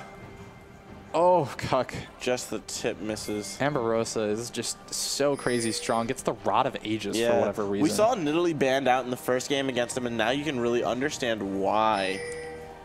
This champion is just so mobile, high damage output, and her gank path is just very odd because she of just the multiple routes you can choose. dominated the enemy jungler. I can't get over how hard she dominated. That is something that's always so huge is when you're going against an aggressive jungler like Nidalee, like Lee Sin, that can really dominate your jungle. You want to switch up your jungle path and make it sporadic or irregular, so you know they can't get. But even so, when she's always in there, but no, Torbear taking a lot of damage. The Fate's Call comes back and kill picked up for Cruftnut. That's a bit of a misplay there. By Armored Bear. Yeah, after seeing the horrifying gaze go down. Cruftnut, though, takes a lot of damage. Will get taken down. Kevin GG, second time in a row soloing Cruftnut here. Yeah, and once again, Cuck just has total control of the map. CC is kind of just like a chicken with its head cut off, running around, not doing anything really, but dying. Slowly dying. That's very sad. It is. Thanks for saying that, I guess. No problem, I guess. Oh, but that's going to be the shockwave to knock back. Kevin still gets the kill in the Tempered Fate. There to save his life. He will dash away, flashes away as well. And I think he might make it out. Dashes over the wall, 7-3. However, not so lucky. He's going to go down now. Amberosa does get stunned against the wall. The chase is still on, though. Magical Journey. Amberosa's not feeling magical enough, but still going forward, takes a good amount of damage. The Blade of the Rune King completed now for Kalista, but she gets taken down before she can even get the kill. Ren used too early, and Torbear does take a little bit of damage. Flash does come through. Young Bear, I keep saying Young Bear. Young Nomad goes down as well for not quite the ace. Pope Tato came back up. God damn. Until Small Dog is Young Moolah, baby. I'm not sure. I don't know what he said. He said the young moolah, baby. Or small dog. I don't know. Young Money. Clearly you're about Young Money. There we go. Okay. He's crazy. Very much so. But 7-3 coming towards this top side does take a spear, and it does so much. Jumping from True Shot Amberosa. Barrage is going to be the one to finish him off right there, too. And Enrique putting up some numbers this game. Ooh, Petrifying Gaze does not quite hit, but chase is on now. Torbear pretty good at chasing with that Bard. Is not the best though. Yeah, but you do have the Magical Journeys to assist you. I mean, you've got the Nidalee. Like, it's very difficult, but if they're able to get the if they're able to get Cuck low enough, oh my gosh. Poor young Nomad. I just feel so bad for him. Yeah. This is a game where you walk up to minions and right as you're about to kill them, Nidalee just says, nope, they're mine, and leaves. And in case you guys were wondering, we're not looking at gold this game. It's just, it's outrageous. It's once again another 10K lead, if 15K. No, we're not looking at gold. Okay, I'll just not talk about it. we're just gonna focus on the game and just feel bad a little bit. But young Nomad, gets taken down by the Wind Slash. Kevin GG now left to run away, but I don't think he has to do too much running. He's got the friends nearby. Spooky Ghost. They are out, and this is a 2v4. Do you know why Spooky Ghost targets one person sometimes? No, not exactly. I mean, they are line of sight, so if they run through champion twice, or if they run through you, they won't just keep going to their next target. Okay. I did not know that. Excuse me. They body block. Okay. You can body block them is what I meant to say. I did not know that. That's an interesting... mechanic. Yeah, did not know. So Rift Herald going to get taken here because it's definitely needed to win the game at this point. I'm not sure how else Cuck will be able to break into Yeah, this I don't know. Me neither. impenetrable base You wanted to say that, fortress. yeah, that Cruffnut crew have constructed. Nidalee has a void staff by 18 minutes with a Rod of Ages already finished. Yeah. I mean, I don't know why Nidalee needs scaling, but I don't know why Nidalee That's a needs thing. Magic Pen when it's non-existent on the enemy team. yeah. So it looks like Potato, yeah. gonna get taken down here, does get stunned up, knocked up, and goes down 7-3. Meanwhile, in the bot lane with a skirmish, and he's gonna go Yeah, bye-bye. they just keep 1v1ing or 2v1ing the enemy team when they're so Yeah. far behind. Team's turret has been destroyed. And Yeah, it's just gonna be a slow chokehold here from Cuck. Slow. Fast. 19 minutes. Yeah, but they were doing. They're taking two inhibitors in 19 They were doing a minutes. 2-2-1 split, which is very random. Yeah. I mean, they don't really need a lot of focus. And I wonder Oh. if that's something that might choke Cuck up here as they take one more kill. That might choke them up if they face like a better decent team team, later yeah. on. Oh, but the dive, the overcommit. Destroyed. And Nidalee gonna go Bard down. just trying to stall for as long Yeah. as he can with the Tempered You Fate. cannot take down the Nexus if the turrets are not down. So Tempered Fate saving that turret. Now Cassiopeia. that's going to be armored. Bear's Bending. looking for. He does get stunned up. Takes a lot of damage from the turret still underneath it. But kill goes over to Kevin GG. Now looking for more. 7-3. Taking a lot of damage. But he does have the healing from the fountain. And the laser comes down. Smite. Flash, explosive cast. Yeah, but the flash Not comes out enough. of Kevin as well, and the Nexus is the focus. Can it looks Ezreal like finish it's gonna it? go down. Janna is The still binding. wailing away, but there's so Oh, many no. minions. And Kevin GG, he's just like, I'll sit back a Leaving little the bit. Nexus up with a quarter of I'll sit HP back left. a little All they have bit. to do is auto attack it just a couple more times. What a troll. Kevin's And gonna hop out of the base though and just wait it out, push the next minion wave in. it's only now 20 minutes, and I mean, the surrender vote could come out, Yeah, but I I think- hear a lot of laughter over there. Cruffnut crew, I think they're starting to have some fun. Yeah. Just kind of messing around. They know they've pretty much lost this game. Kevin GG pushing in on the turret. I don't think he'll get tracked down. So, Yeah, very now- unfortunate Yeah, for now we're Cruffnut just crew. kind of waiting for the game. So to Cruffnut end, crew, sadly. they will be, after this game, if they lose this one, which unfortunately it very much looks like they Yes. will, they'll be headed down to the losers bracket to face one of the two teams. I'm not yeah. sure who's won. I believe we do have the results in, though. Yeah. If not, we're going to be getting We them. have not No, yet no, been we able- do have the results. We don't have That's the right. bracket ourselves, but But, the game oh, did end. Amorosa does get shockwaved. He's going to jump back in, takes the Oh! kill. So much damage, and there's no Kalista for the Rend now. Amorosa can stick around, jumps in, takes another kill. no. And oh my goodness, that dangerous game keeping him alive. Along as with well the as the Jaina heals. shields, yeah. And now looking for the third and final inhibitor. They don't even Fire need Rat it. is so Armored aggressive. Bear gonna take another kill for himself. 7-3, tries to get some damage down, spin to win, but it's not gonna look like a win this time. He's gonna go down, and Nexus surely gonna That fall. is going to be the end of this game for sure. As Cassiopeia sacrifices herself to the fountain. Yep. But nonetheless, wow. That's gonna be Cuck. 20k gold lead by the end Yep. of the game. Cuck is gonna be moving on to the finals. Yeah. So we gotta see who's gonna win the losers bracket, and Yeah. we could see this matchup again. I hope not. Just for the sake of Cruffnut crew. That's Hold their sanity together. it's a little rough. It but is. Nonetheless, where did Peter go? Or not I'm Peter, right here. Jason. I know you're right here. Jason must be busy with something else. But we'll be back here in a couple of minutes.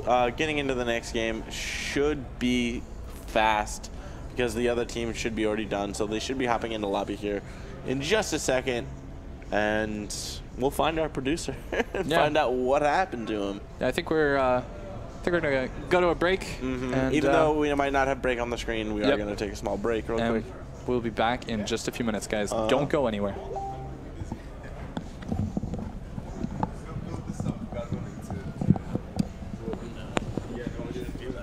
Jason is doing our broadcasting right now, and would you like me to pass the phone to him? I absolutely will. Here. Oh, it's great to hear your voice. I've heard a lot about you, but I've never had the pleasure to hear. Well, we will. And hopefully soon we'll all sit down and have a nice dinner, and all of us will meet. So wonderful to hear your voice. Well, here, I'll let you talk to Jason. Hey, Grandma. How you doing, man? Yeah. What?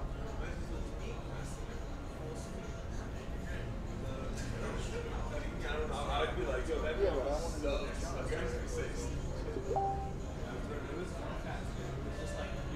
He missed his flash. That's like insane. Like it was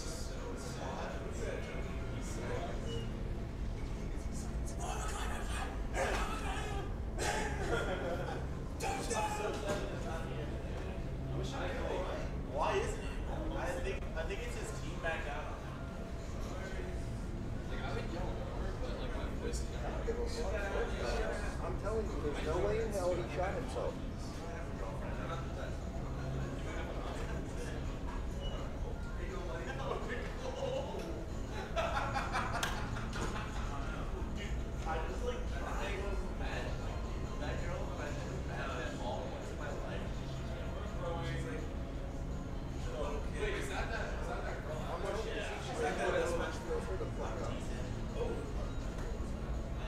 She said he shot himself.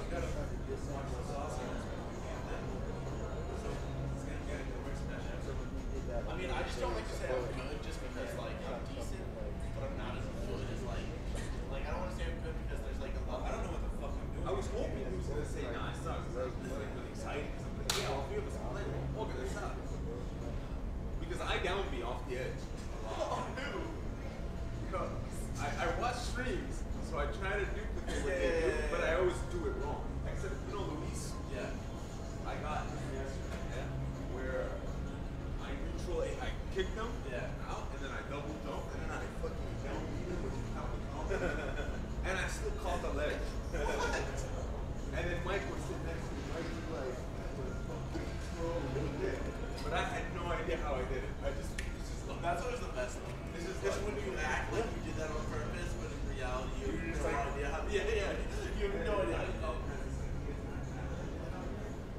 Like, oh, yeah, the knee is like one of the strongest moves.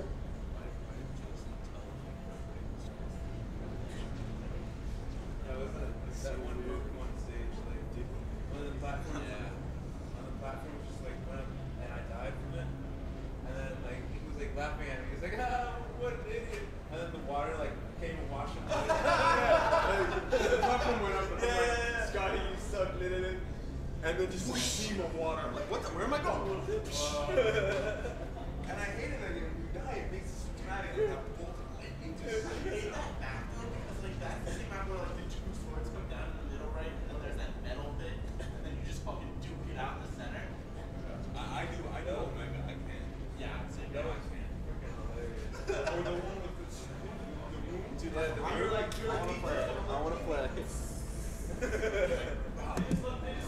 Can we play now though? Yeah. No, I'm just dying. That stage where like the mom opens the door and like. Oh, dude, the Wario, I love that map. Dude, we call that map just hide from mommy. Because that's all it is.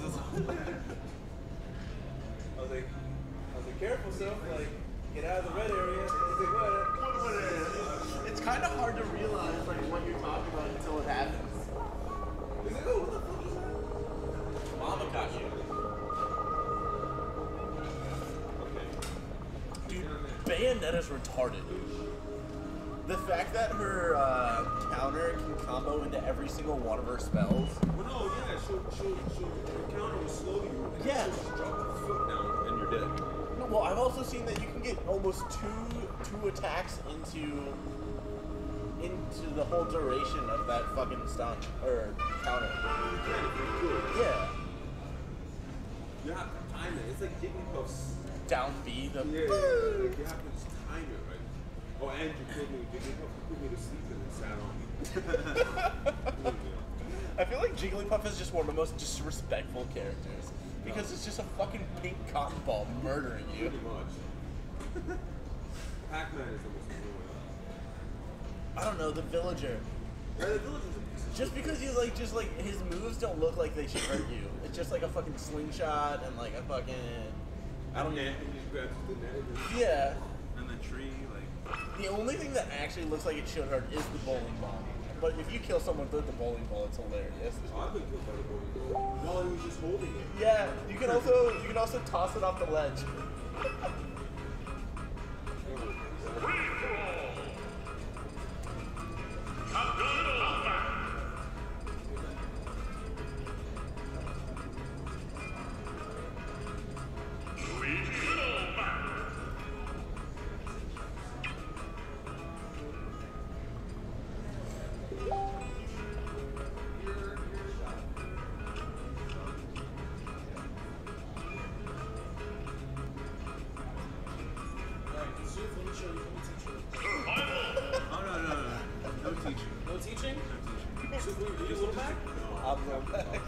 Just watch how bad we are. I'm ready.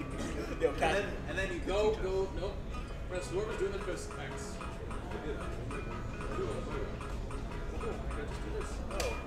Smashville, normal's fine. Yeah. No, make sure it's double. That does bad though.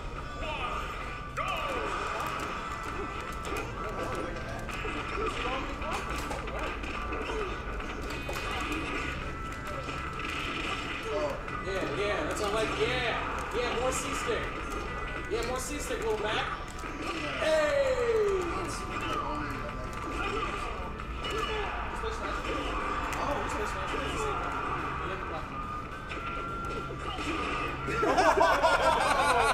see what I mean? Oh! He F-smashed you into the KO punch. That's disgusting. How long of a break do we have? Where's Hill?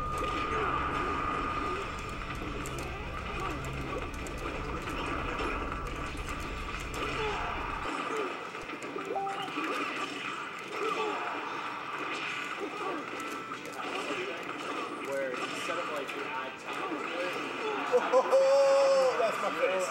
it's supposed to go to the next minute, it just goes back up to 60. It starts ticking down again. So they never notice. So what time are we running to? Quarter out. That's pretty much it. It's close. I can't believe I slept with you. What's that?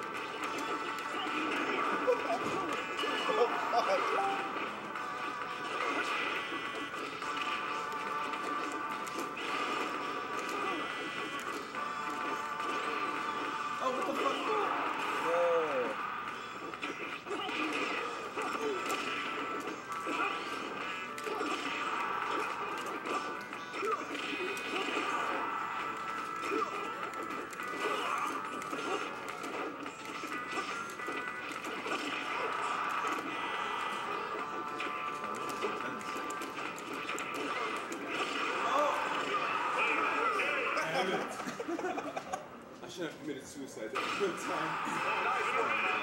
Got it all figured out. Yeah, I'll show my phone number. We got 5 minutes. Yeah. Almost committed suicide like a boss. You saw what I did though? See how I did? Yeah, That's what I keep doing, man. Oh. Did you win, Sue? Huh? Did you win? Hell no, I didn't. We're really bad at this game. Yeah, we're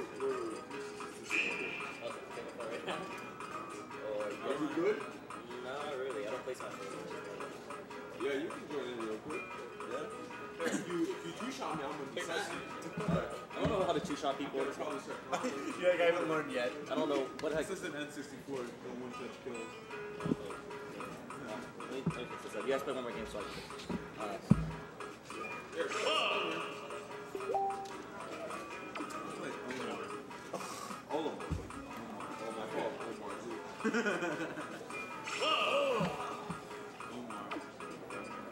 I gotta get the pink one. gives me superpowers. Who's playing Cloud?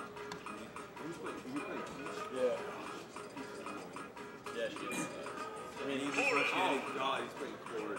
Sorry, I'm not interested in this game.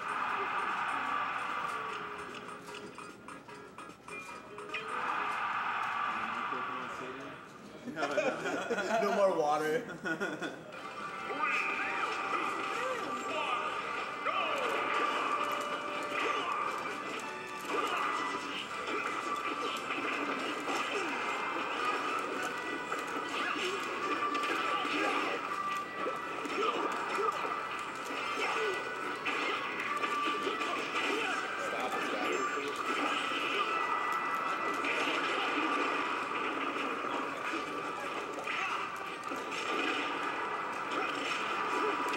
Stop it, Scotty. Scotty, fuck off!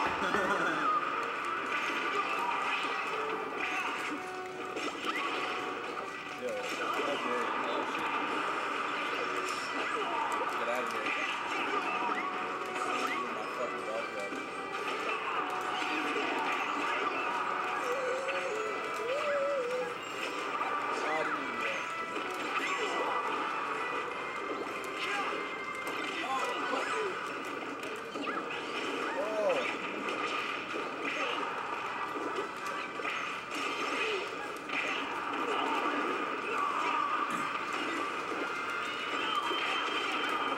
Oh, dude, nice catch.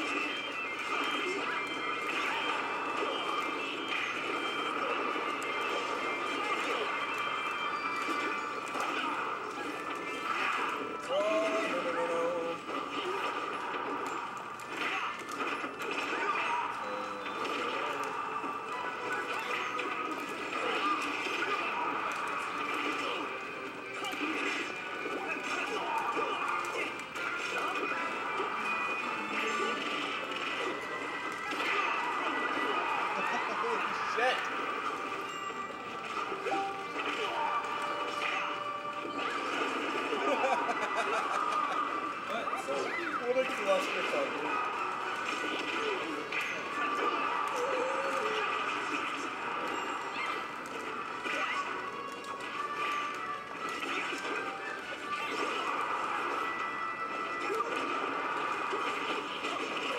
Scotty, what I say about this?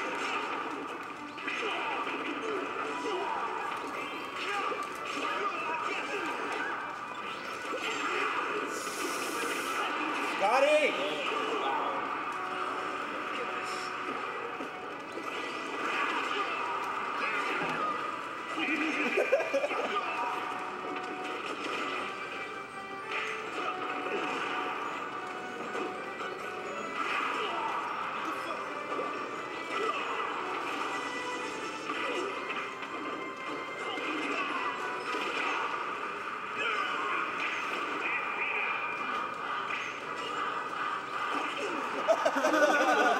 Sitting there charging it. Fucking Yeah, right?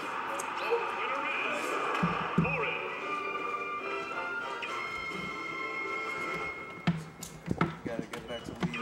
Yeah, see that first place? That's a good ass character. That's a good ass character. It's a fucking full foot lance. Yeah, fucking ribbed. Side beat. What are those? What are those? Side beat.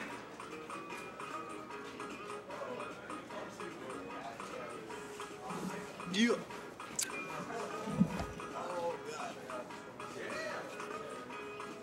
What's up, brother? How are you, dude? Chillin', chillin'. Yeah, I just found out my brother shot himself in the fucking neck. On accident. Fucking moron. Well, at least it I thought you were gonna say something else. No. Yeah, no. He had killed himself and I was crying in the corner. But still, you shot yourself in the leg. You're dumb. You're so Shut dumb. up. Exactly. His name's not Bob. No, oh my god. What do you shoot? The service record. Yeah. You know, it's gonna be like, you know, there's gonna be a full investigation on that and everything. What branch. National Guard. Yeah. Yeah.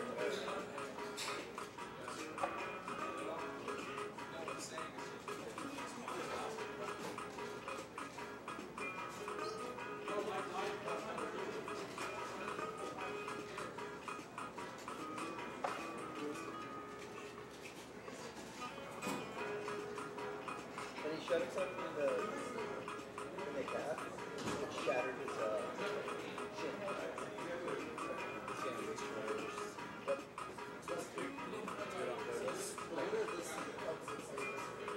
yeah, he's clean. Don't ask me. That's the story he made up. I think so. Yes. Let's just say yes. Yeah, I know.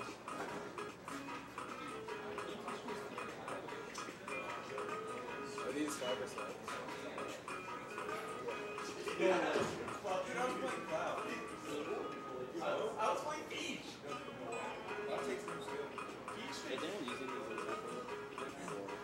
What are you going CS. We're down. We're down. What's up? Oh, yeah. I went 26, 9, 14. 12 minutes into the game. It was, I was so pissed. Our carry lost like first you need like four, 6 minutes. Yeah, like, kept trying to like Is it a hard thing? it's really easy. But it's like it's very switchy. It's the guy who should fuck. It's just like I hardly play it. I don't know. But like it's all like so pretty much what you want to do with it is you want to stay in the red zone and then you can like teleport right to them, right? And it slows them and then you hit your ball and it's a giant giant like force field that freezes time inside to you. But if you have like a certain item, your teammates can move inside the force field. Just like he would use it at the wrong time, just like freeze his teammates and he just Like troll the shit out of you? yeah. Wait, is this Team fights are just like disappearing, just like, dude, you fucking serious. Like, luckily I was tanky enough to like do alright, but like towards the end of the game, everyone has like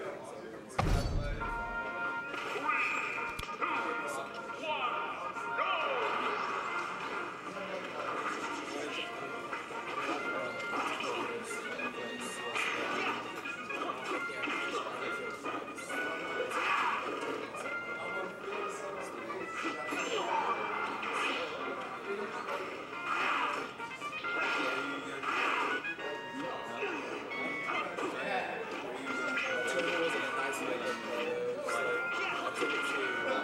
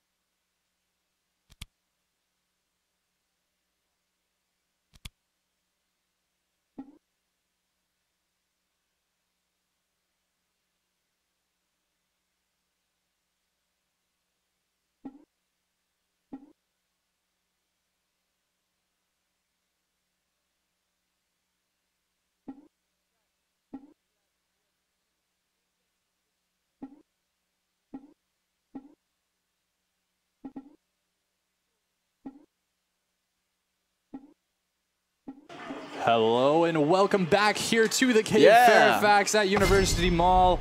Once again, I am the small dog. I am Follow the Bard. Yeah, joining me here is Follow the Bard. You took my thunder. I'm sorry, you man. always steal I my want to say thunder. my own name for once. We're getting right into Champ Select here, guys. Yeah, so we're going to come up here on the finals, which is going to be a best of 3. It's going to be Cruffnut Crew. It's going to be the first match that we casted today. For Cruffnut, or no, not Cruffnut. Cruffnut's out. I it's, apologize. we we versus We the Best. We the best. Not we da best. We the best. We pronounce our the full word here. The best. Versus Cuck. Is the We the Best? That's We the Best is going to be on the red side. Okay, that's all right. And Cuck is on the blue side. Actually, so no, that's Cruffnut. No, Look, it's Cruffnut. Yeah, you're right. So we're casting the losers bracket. Okay, we're gonna be. So this isn't the finals yet. No. We've this got one won't more be the game. finals. I didn't realize that one hadn't played yet. Me neither. Because you had said I had thought that I We had the thought Best wrong, already obviously. won. I'm sorry. I'm wrong. It happens. Wow. So then who's purple team? Purple team is going to be We the Best, and blue team is CC. Gotcha. So this game should be a little bit closer in skill level, so it should be a well fought match. Yeah, I think this is going to be a good one. Yeah, Because we already watched We the Best in the first game. They didn't do great. It's but gotta be said. they held better than Cruffnut. I think they did a decent job. And it looks like Cruffnut's going to be taking away Zillion, Lucian, and Jaina and trying to pick up Poppy for themselves. Yeah, the Zillion ban a little in the left field there, but I mean, I think I said earlier, you see him a lot, or not a lot, a decent amount in the competitive play. Yeah, just he's because, been popping up more. Yeah, and more just in because that he can really facilitate these other carries, and just and his ultimate is always a very detrimental cooldown, which can be used to throw the swing of the fight in their favor. I said that so poorly. Nice. It's okay. And then Soraka is going to be picked up here by We the Best, along with Fiora.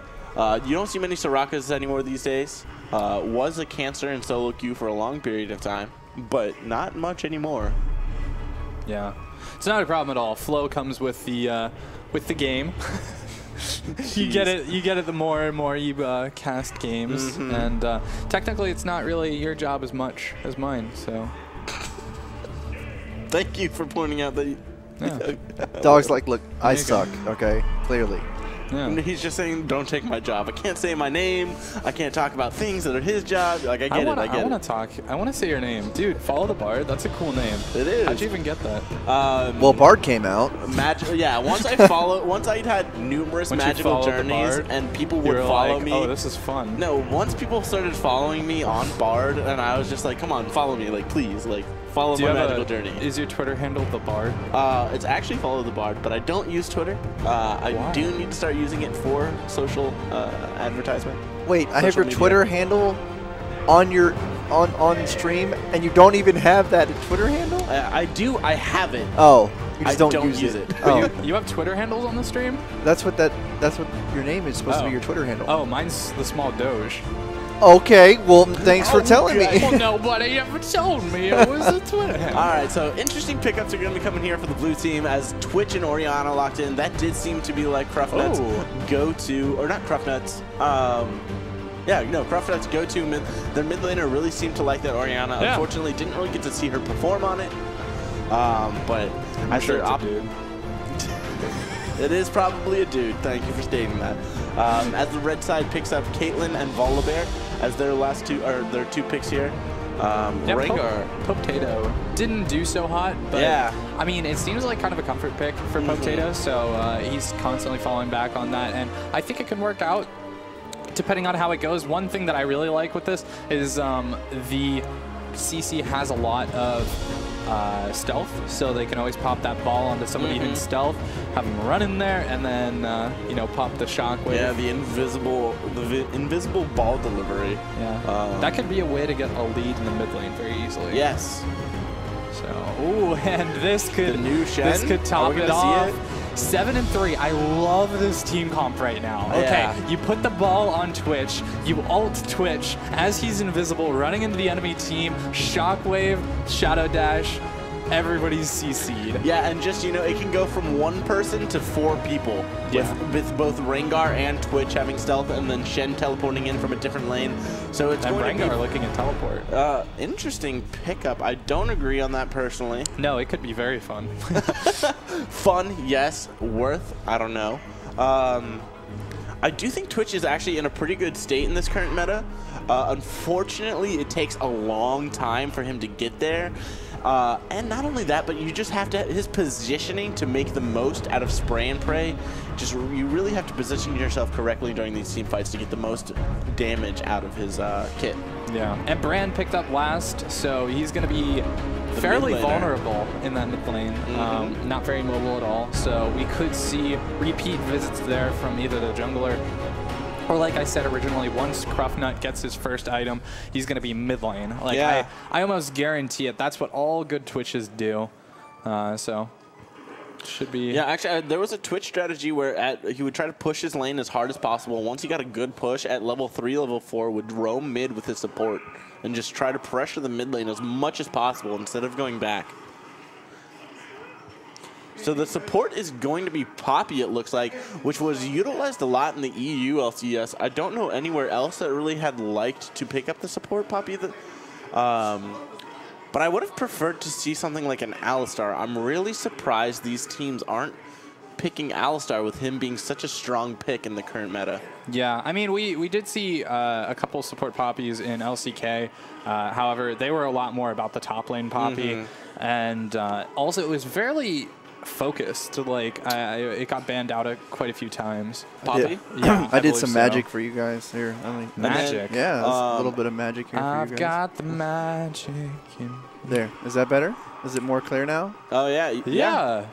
Thank you, thank you. Frickin' Twitter. The small Doug.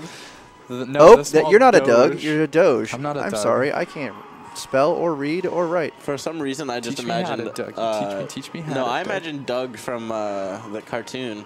Oh, Actually, I yeah. did too. I didn't even think about that. Why are you having such a hard time with that? Oh my God. Duog. Dwog. Duog. Follow me at the small Duoge. Just follow me at follow the bar. Wait, what does it say? There needs to be a Oge, D at right? the beginning. It literally goes away when. There we go. we go. All right. And so if we could get the triple view once again, though, there is No. something pretty interesting pickup. So right before we... space. Right before we headed into the match, I not believe I picking it saw up. Fiora take Exhaust and Brand Middle take, Barrier. Yeah. So no teleport plays coming out here. They're going to be looking to win the lanes and then win game off of that. Should be interesting. Yeah. I mean, I could see them doing it. Yeah, for sure. Especially with Fiora Based off their matches from watching earlier. Yeah, Triple View's not picking up the client. I don't know why. Oh, it's because we haven't switched to the other client yet. No, we did it last time. Yeah. Oh, interesting. Yeah, it's being really weird. Yeah, and Rengar looked to go back to the Flash instead of going for that teleport. But seeing them both play against Cuck, like the performance was so much higher against CC than it was than it will be against each other. WTB. Oh, yeah. So I have a feeling this is going to be a really interesting match just because we've seen them play other teams, seen how that plays out, but now we're going to see them head-to-head, mano-y-mano. And it should be pretty fun. I do give this slightly in the favor of WTB just because they did a lot better. They did against substantially better against Cuck.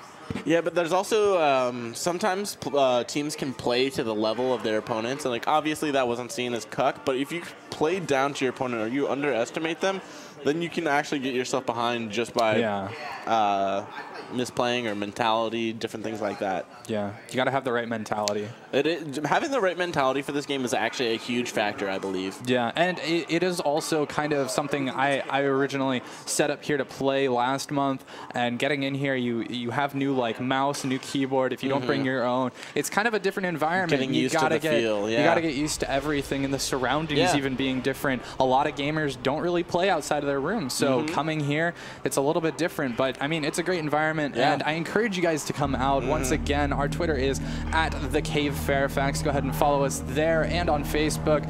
We've got many more events to come. We do these every month, and we got the Smash and Hearthstone tournaments weekly. Yeah, and now we actually have Guns of Icarus coming up soon, and we have Guns of Icarus. Guns of Icarus, Street Fighter 5. Street Fighter 5. That game came out. It comes out Tuesday. Tuesday. Yeah. Okay. It comes out. It came out. It came out Tuesday. Well, because I didn't know if it came out Tuesday. this week, because I remember talking about that at our meeting earlier. And that will be every Friday. Oh, man. Right now, Street Fighter I 5. am in pain because I am seeing this Twitch start with a call. Call is good, though. They changed it. They did, And but if- it's still not a starting item. If we could get the champions sorted once again.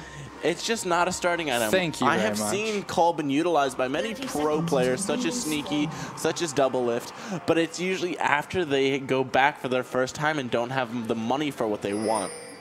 Yeah, Poppy should be support. Yeah, Dorn's Blade right now is just such a strong, is just much stronger, giving health, lifesteal, and damage, whereas Call, I think, only gives you lifesteal.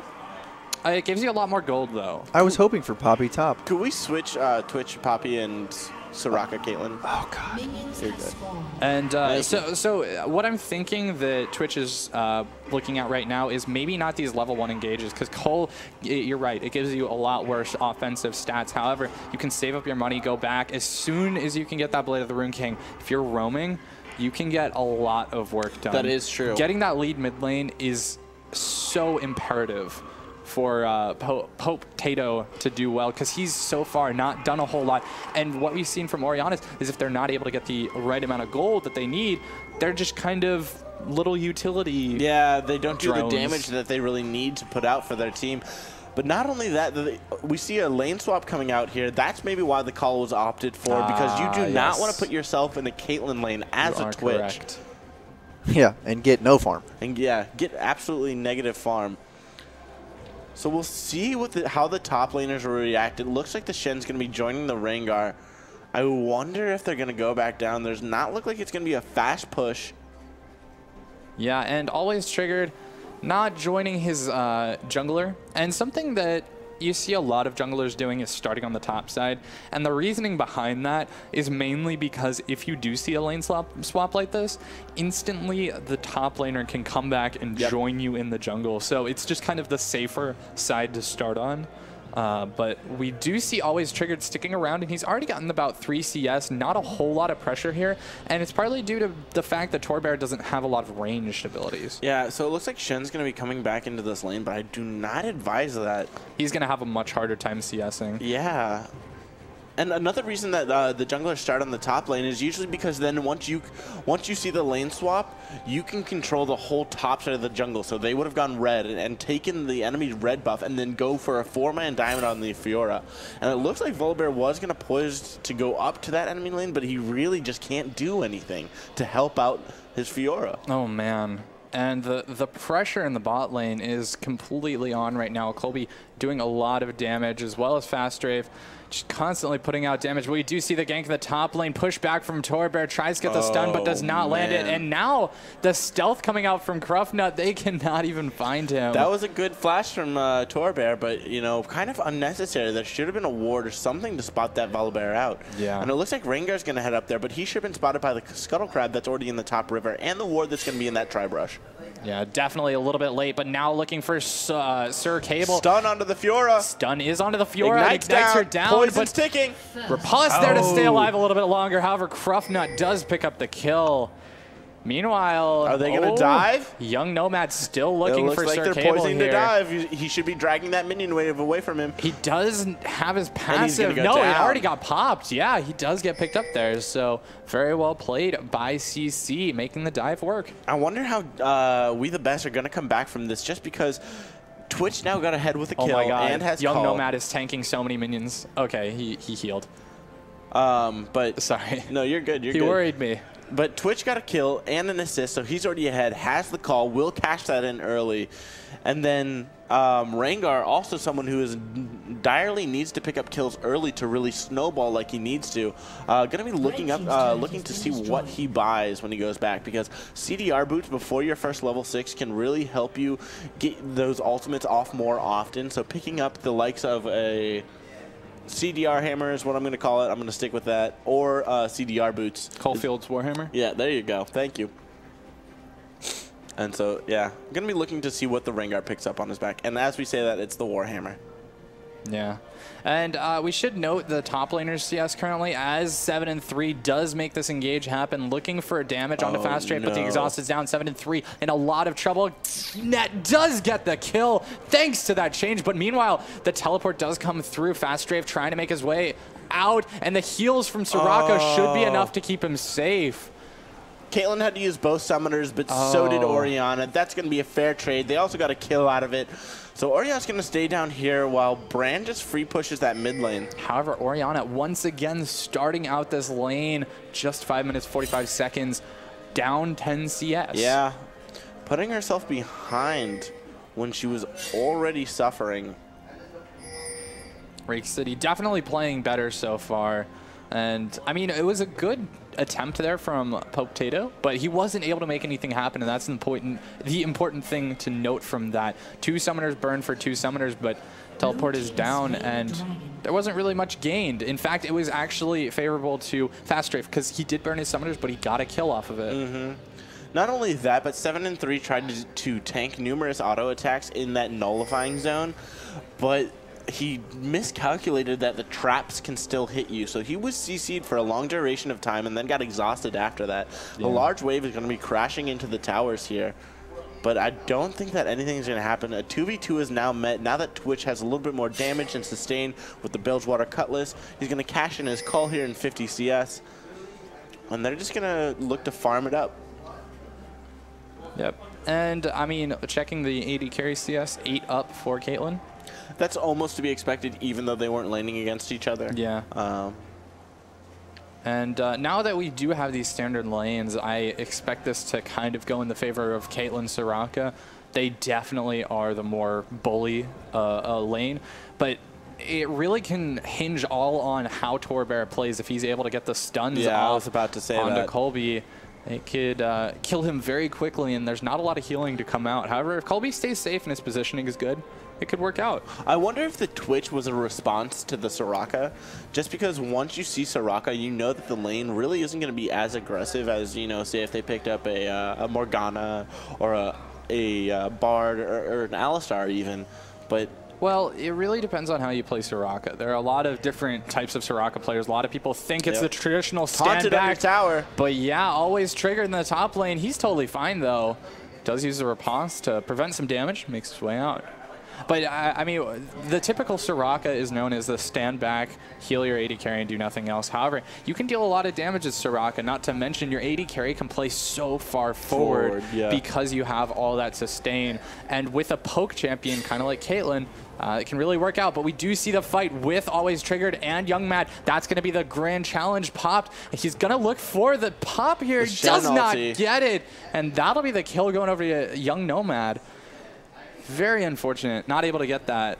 And I've seen that a few times. If you stand right next to the wall, you can't get that last proc off of Grand Challenge. That was a good play by Rengar, but at the same time, I'm now looking questioned because it looks like Fiora picked up a Sterix Gauges, or not a Sterix Gauge, but a the precursor to that, which I can't remember the name precursor. Starks, or is it? I think it's something with an S. Whatever, just a very questionable item to pick up first against a Shen, of all people. No, I think that is the Sterix Gauge. It is the Sterix Gauge item. No, Sterix Gauge is the end item, I believe. Jason, Can you hover could you that hover over red item? Fiora's fist item? I'm pretty sure. Jerom's fist. Jerom's fist. Okay. Yeah. Yeah, it is way too early for how to have a fully complete Yeah, item. and not only that, but you really want the black cleaver and the time mat really just, complement We're each other good. so Thank She strong. just chose the fist. We're really bad in analysts.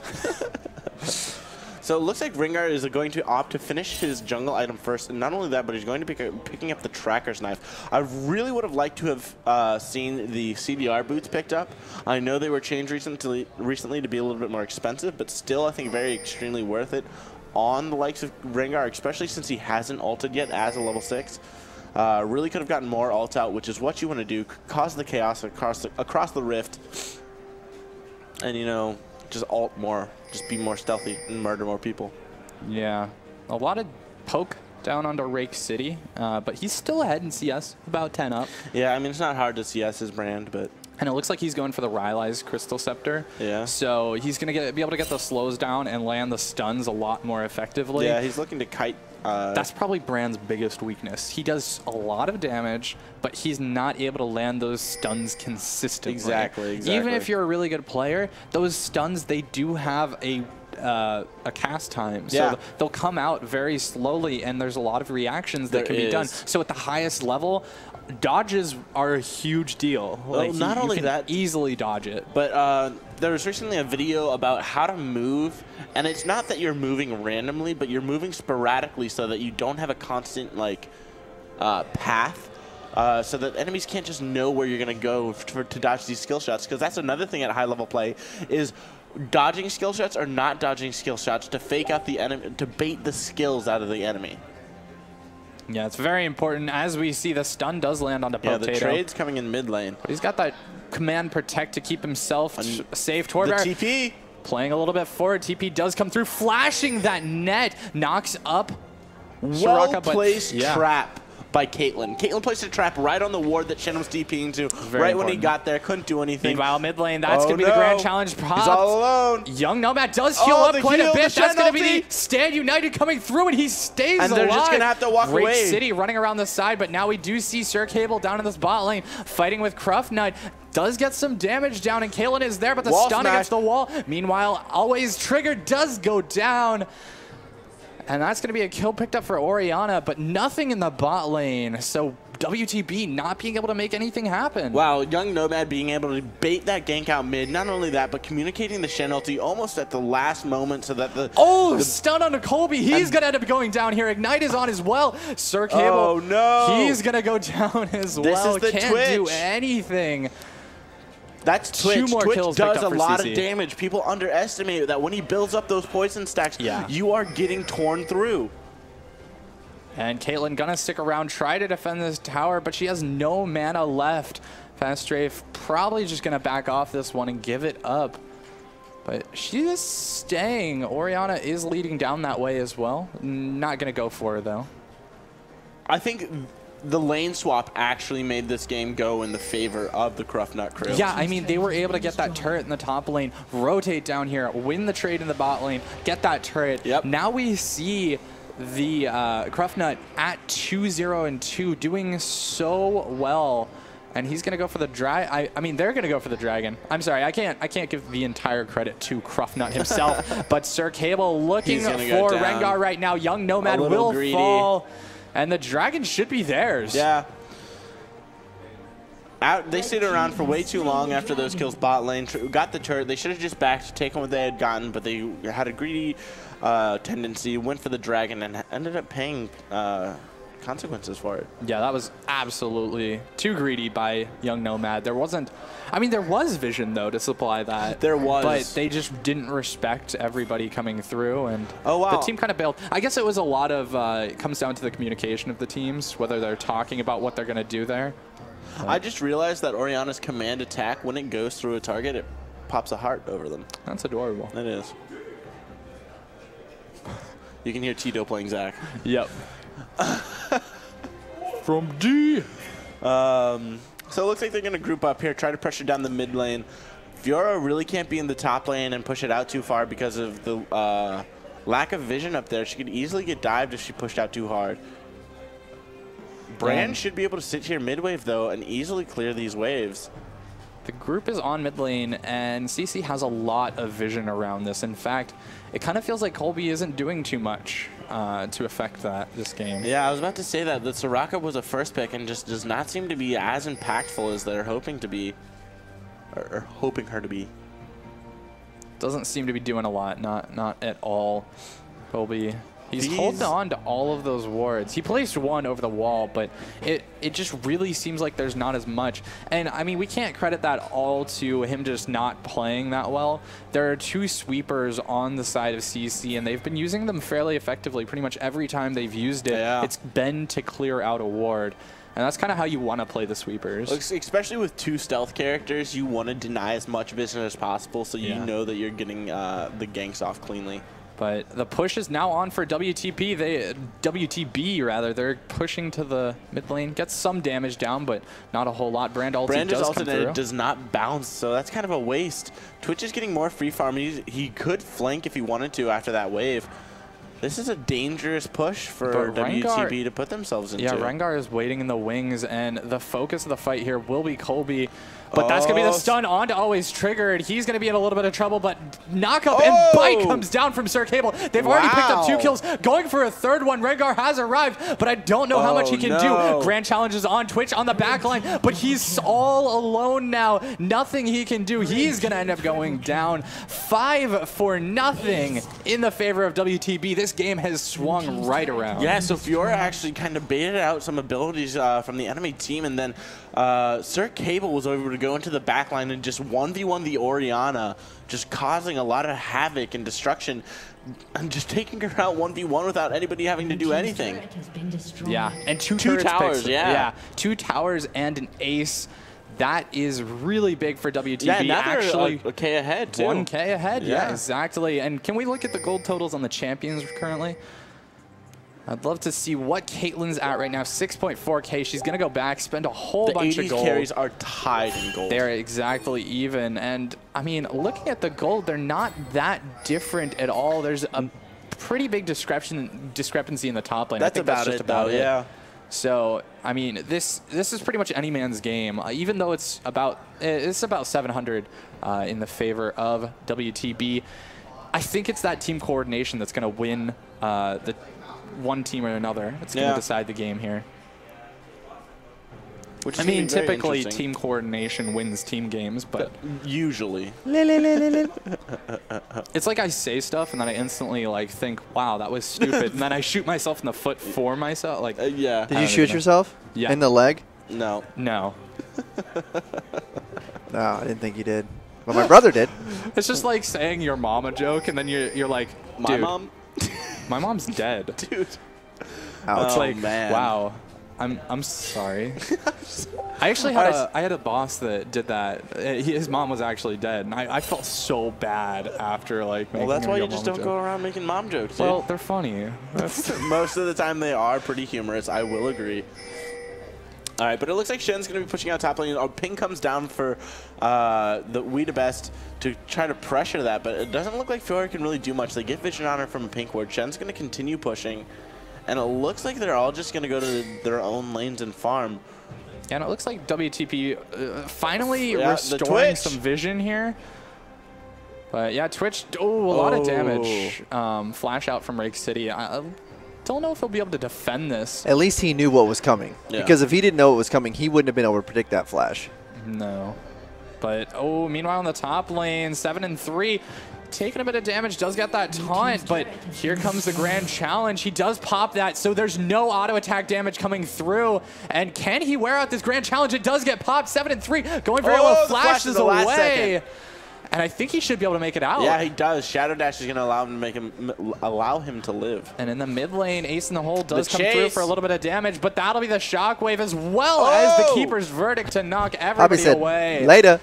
CC's like, not today. You guys can go back to your base now, and we'll go back to ours. We're not trying to fight right now. Peace is what Poppy said. Yeah, because Poppy loves peace. I'm sure she's a tree hugger. Yeah, Valent, you know, she loves it. She's the whole thing. Isn't her whole story like trying to find a hero worthy of her hammer? Yeah. Yeah. Maybe it's Maokai.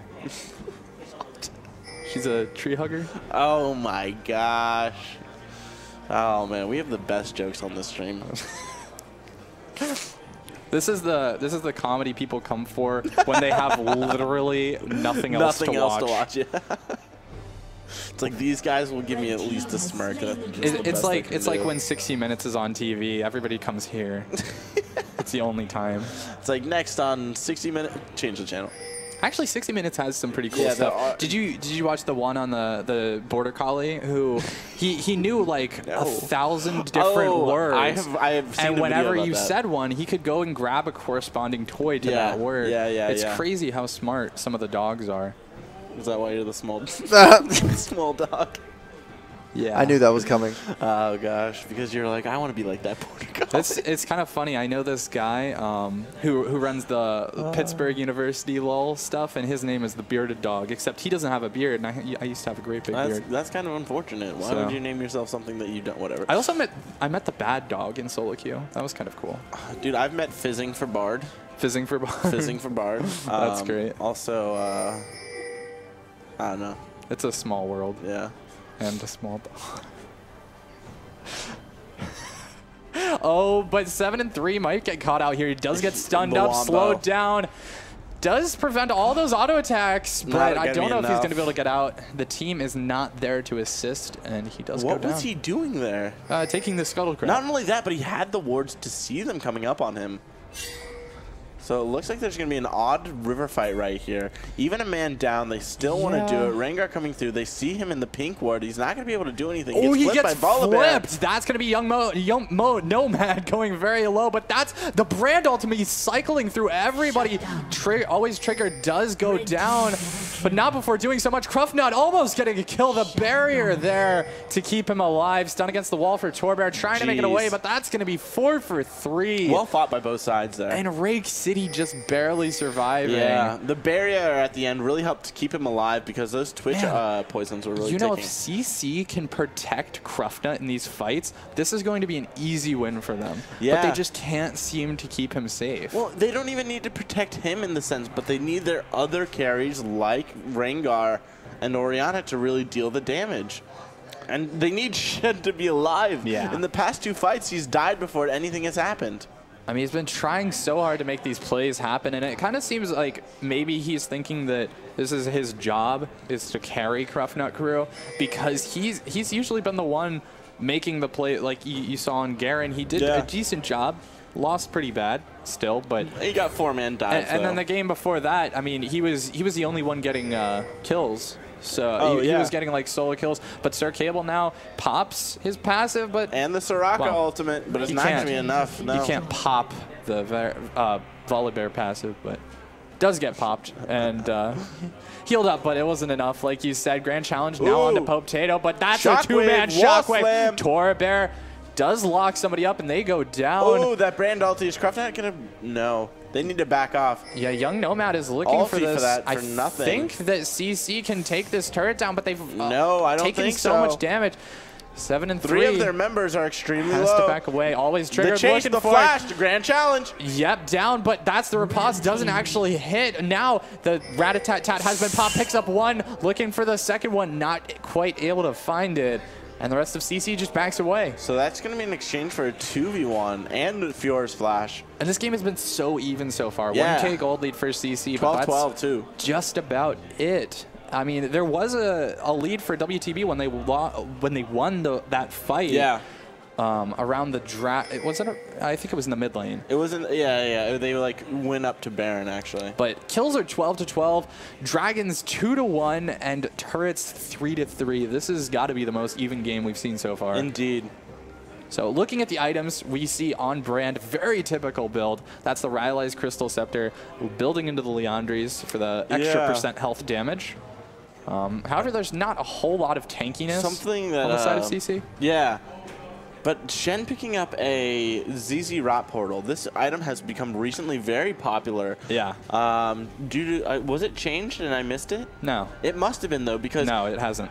the range in which the minions can go, it seems to be much more further. But I guess if you're telling me it hasn't changed, I don't I'm going think to it take your word has. for it. I really don't. If somebody wants to, they can correct me in chat. But I believe not. And we were actually, I was having a discussion with a few people about this, like why it's become so prominent. And the reasoning we came up with was that it's just fun. Like, I mean, that's just about it. It's really fun. It's something that can... it's very useful. You can place it at your tower. I've been doing this on like playing Galio. You buy it first, you put it at your tower. They can never push you in. Take your tower. Yeah. Because you've got the assistance of the ZZ Rot Portal that they can't hit because it's underneath your tower. And then the wave clear from Galio. If you've got somebody with wave clear, they are never going to be able to push in. They need like all 5 people there to do that. At which point you pull so much pressure from constantly pushing that in. Yeah. Whether it's just 1 person or 4 people, you pull so much pressure that the rest of the map is relieved of that. So I'm not that familiar, but does Jarm's Fist build into Titanic Hydra? Jarm's Fist, I thought it was a Giant's Belt, but I may be wrong. Or did Fiora sell that item? I don't know. Titanic Hydra, it should be Tiamat and... Giant's Belt. Yeah, Giant's Belt. Yeah. So it's, I wonder if but Poppy going in hard. Yeah, already loses half his health. Torbear is very low, though. Does end up going down. Now Young gonna go down as well. Krufnut putting back as much damage. Orb blocking very well. Does pick up 1. Gonna look for 2. Sir Cable does have his passive to regen. But, oh, that's going to be a kill picked up by Orianna. Gets Fiora, but flash from Krufnut crew. For Krufnut himself looking for more. Twitch being able to get the stealth on assisting kills is a very cool mechanic. Allows you to really reposition during a fight. Oh, Potato picking up a double kill now onto Colby. He's going to end up falling. And step down to 3. No, not going to go down too tanky. And that'll be the ace for CC. Oh, my goodness. If they had more peel, I swear, CC, they don't have a lot of peel for like Potato or Krufnut. It seems like they're very like disjointed. It seems like somebody always dies at the beginning. Well, not only that, but always triggered Fiora went in way too deep on that team fight. When Soraka got engaged on, instead of going back for Poppy, the Fiora went in, and that's what caused the team fight to be so disjointed. Potato gonna go down. Fast strafe. They went to extra time, overtime, whatever you call it. Yeah. Well, it's not a I don't know the exact rules. I'll read the manual here shortly, but it's a 50 for Levine, who was caught That's up what I in say the when I moment play Tarek. after winning for a second. Everybody's like, Tarek, why are you sucking so bad? And I'm like, it's hard champion to play. I have to press E and then W. You should just say, I'm playing and Tarek. Q. Why are you so bad? I'm playing Tarek. What do you expect? You know, but the thing that I'm really going to be excited for when his changes come through, it's going to be really interesting to see what they can do with that champion. I cannot wait. I can't express enough how excited. I dyed my hair, and I was thinking about dyeing it bright pink. Oh, yeah? You're going to get because I'm going to do a stream when he comes out. I'm going to do a 24-hour stream with Tarek, so... Are you going to have the Armor of the 5th Ages? I mean, yeah, obviously. Tier 5 from World of Warcraft. But I was thinking about, because I've got like some pink lights from last Christmas, I was going to like frame my wall, get bright hot pink hair. Well, because, okay, this is super off topic, but we were at CVS and we wanted to look at what they had left over from Christmas, and we bought like 7 boxes of lights for $1.50 each. Okay, that's fair. Because they were so cheap, and we got like hot pink and blue, white, and like frosted. Okay, that's actually kind of cool. Yeah, it was. Thank you for telling me that. No problem. So it looks like there's going to be trying to hard engage here. Yeah, Orianna's going to get flipped. Onto Potato. The keeper's verdict has been charged, but I don't see who it hit. 2 members already going down, looking for more. That's going to be Rengar falling as well, and nobody there to defend. Krufnut 7-3. Nowhere to be seen. He popped his Stand United, but it didn't do anything. Whoever he popped it on died way too fast and was not able to go to the end. And so that's going to be the ace, and they're looking for an inhibitor now. This could be really bad. 7-3 has arrived. But, oh, there's so much damage already done to Fiora. She tanked a lot. Whoa. But flip onto 7-3. This might be him going down. Riposte picks up the kill. And that's going to be the inhibitor going down. Respawn timers are coming through here, so I don't think they're going to get too much more. But that is a huge pickup for them. Huge strides, like where they need to be right now. WTB, they were falling behind, losing team fight after team fight, But that's also exactly what you want to do against a team with Shen. lose team fights. No. That was good. I like that. Team when you're playing against Shen, you want to try to hard engage against the team as fast as possible, so that the Shen has little amount of time to react, to use his stand united, which is what happened. There was a flash, and the Talisman of Extension was used by the Soraka for the speed up for the whole team. So Sir Cable looking for the engage, does get stunned against the wall. Torbear there to put damage down, and Young Nomad not quite enough. Soraka. He is pretty tanky. Yeah, Soraka there. You're just gonna heal him up. Yeah, it kind of sounded like you were Start rooting the for Baron. one team there. I was going to ask you if you had bets on this game. Oh yeah, dude. All the time. Big money. This is the Yeah. big money game. Ace in the hole comes through, Oh, does hits. land onto Young Nomad, and he gets dashed on. Grand Challenge is down onto him, but nobody there to follow up on it. And Trigger does end up falling. A little too much tunnel vision there. These Poppy ultimates have actually been really good. Ultimate out of Brand, Oh, lands onto no. 3 people. Young Nomad does get stunned up and goes down. He walked right over the trap. That was such a long bounce. It went But from meanwhile, Potato. WTB has to back here because they have a Shen split pushing on their bot wave. No and one's going nobody's back. responding to it.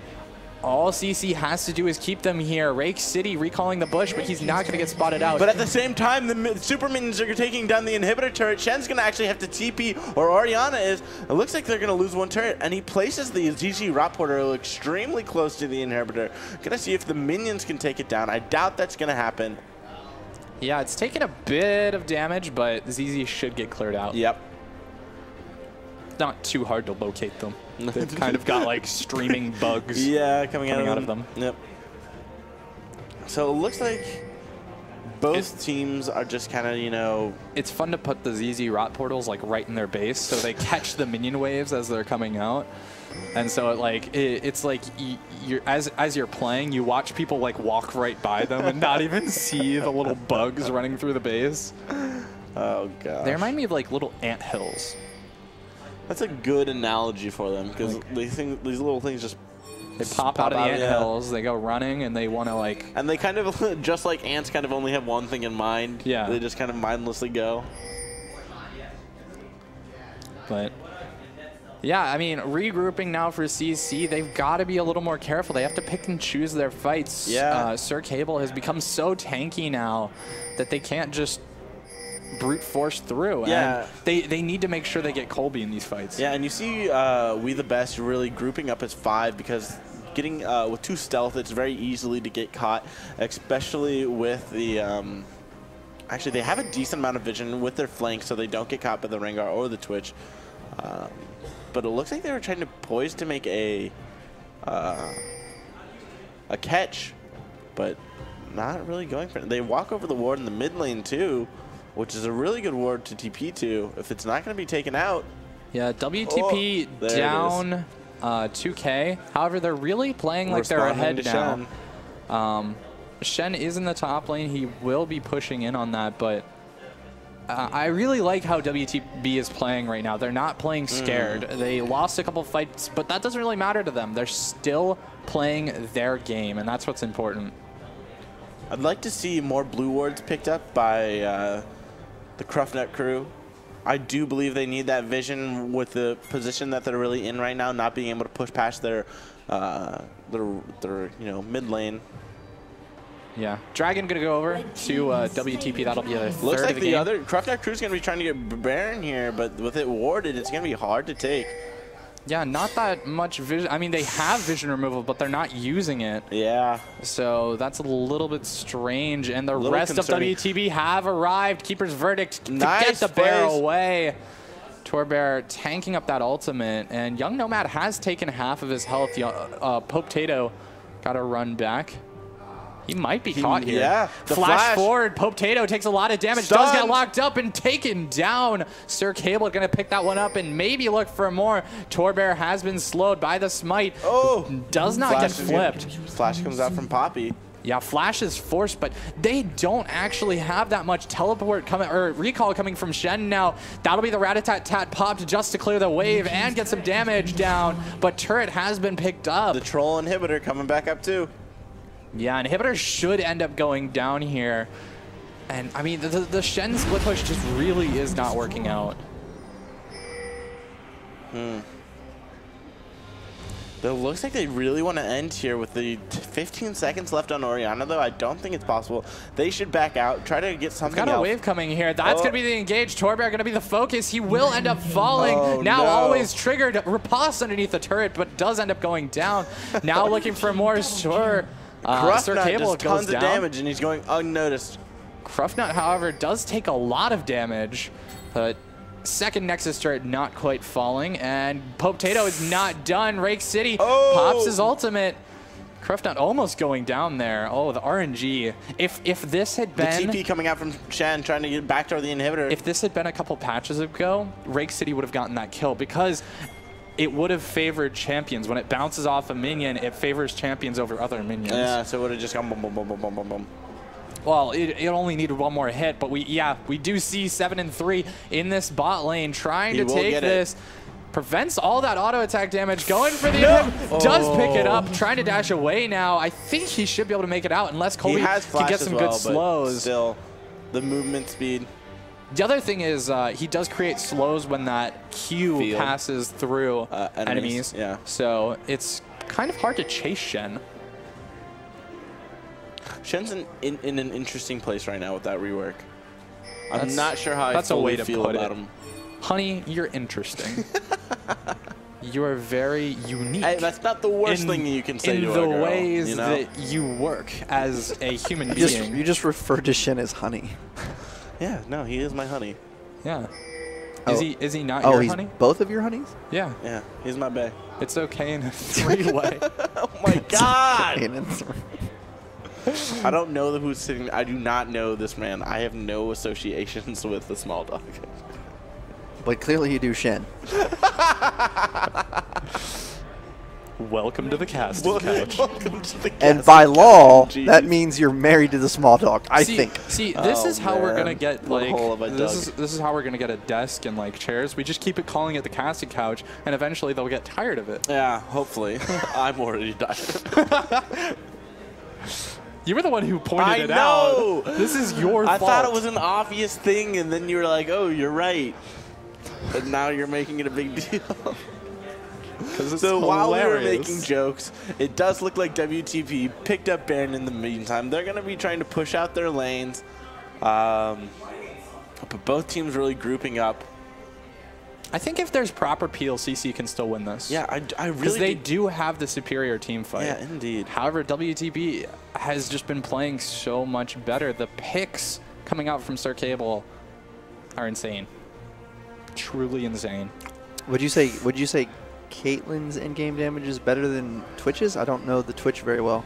Caitlyn has more sustained damage. Twitch has so much more AoE damage. Yes. It's so much better in team fights because he can constantly put shots through enemy teams. It's essentially like Caitlyn's Peacemaker, but auto attacks coming through. So we're going to say that it's Twitch then? Yes. Twitch does have, yeah, but the thing is Caitlyn is more reliable target damage. She can stand from that further range and really be able to just consistently poke out the enemy team. Yeah, she has the RFC as well, which is a nice little poke.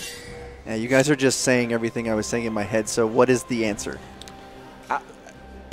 It depends on the situation. Oh, but that's going to have to wait because Young Nomad taking a lot of damage. He does end up falling. Torbear now in a lot of trouble, but stun against the wall. Sir Cable will go down, and this is going to be the team fight win that they have been looking for. Meanwhile, always triggered in the base, looking for the Nexus. This could be the win right here. Potato has arrived, but he can't do anything. No! Nexus is going to fall. Gosh. That's going to be the win going over to WTB. In a snapshot finish. What a game. Oh my god, the one team fight that they finally win. What? Oh my god. I've never seen that before. The one team fight where Cruftnut is able to get his damage off and then Fiora is just in the base winning the game. How unfortunate. To answer your question, though, it would definitely favor it would definitely favor Twitch. As you saw in those team fights, it's a lot harder for Caitlyn to position. It really depends on who has the superior positioning as well as the superior peel. Yeah. Because that's what it comes down to when you're playing an AD carry. So I would give it to Twitch in that situation. However, it just didn't work out for them. They got that split push. Fiora got ahead. She was able to get the turrets down, and that backdoor was insane. It really was. That's I wanted to say that's what won them the game, but that's blatantly obvious. But yeah, so I'm hoping this is kind of a best of 3 actually, because I'm really looking forward to another game. Oh yeah, is this gonna be a best of 3? I believe so. I'm getting back in the lobby right now. All right. Nice. So we are gonna have a second game. We'll take a small CC. break and we'll be right back. Yeah, don't go anywhere. Okay.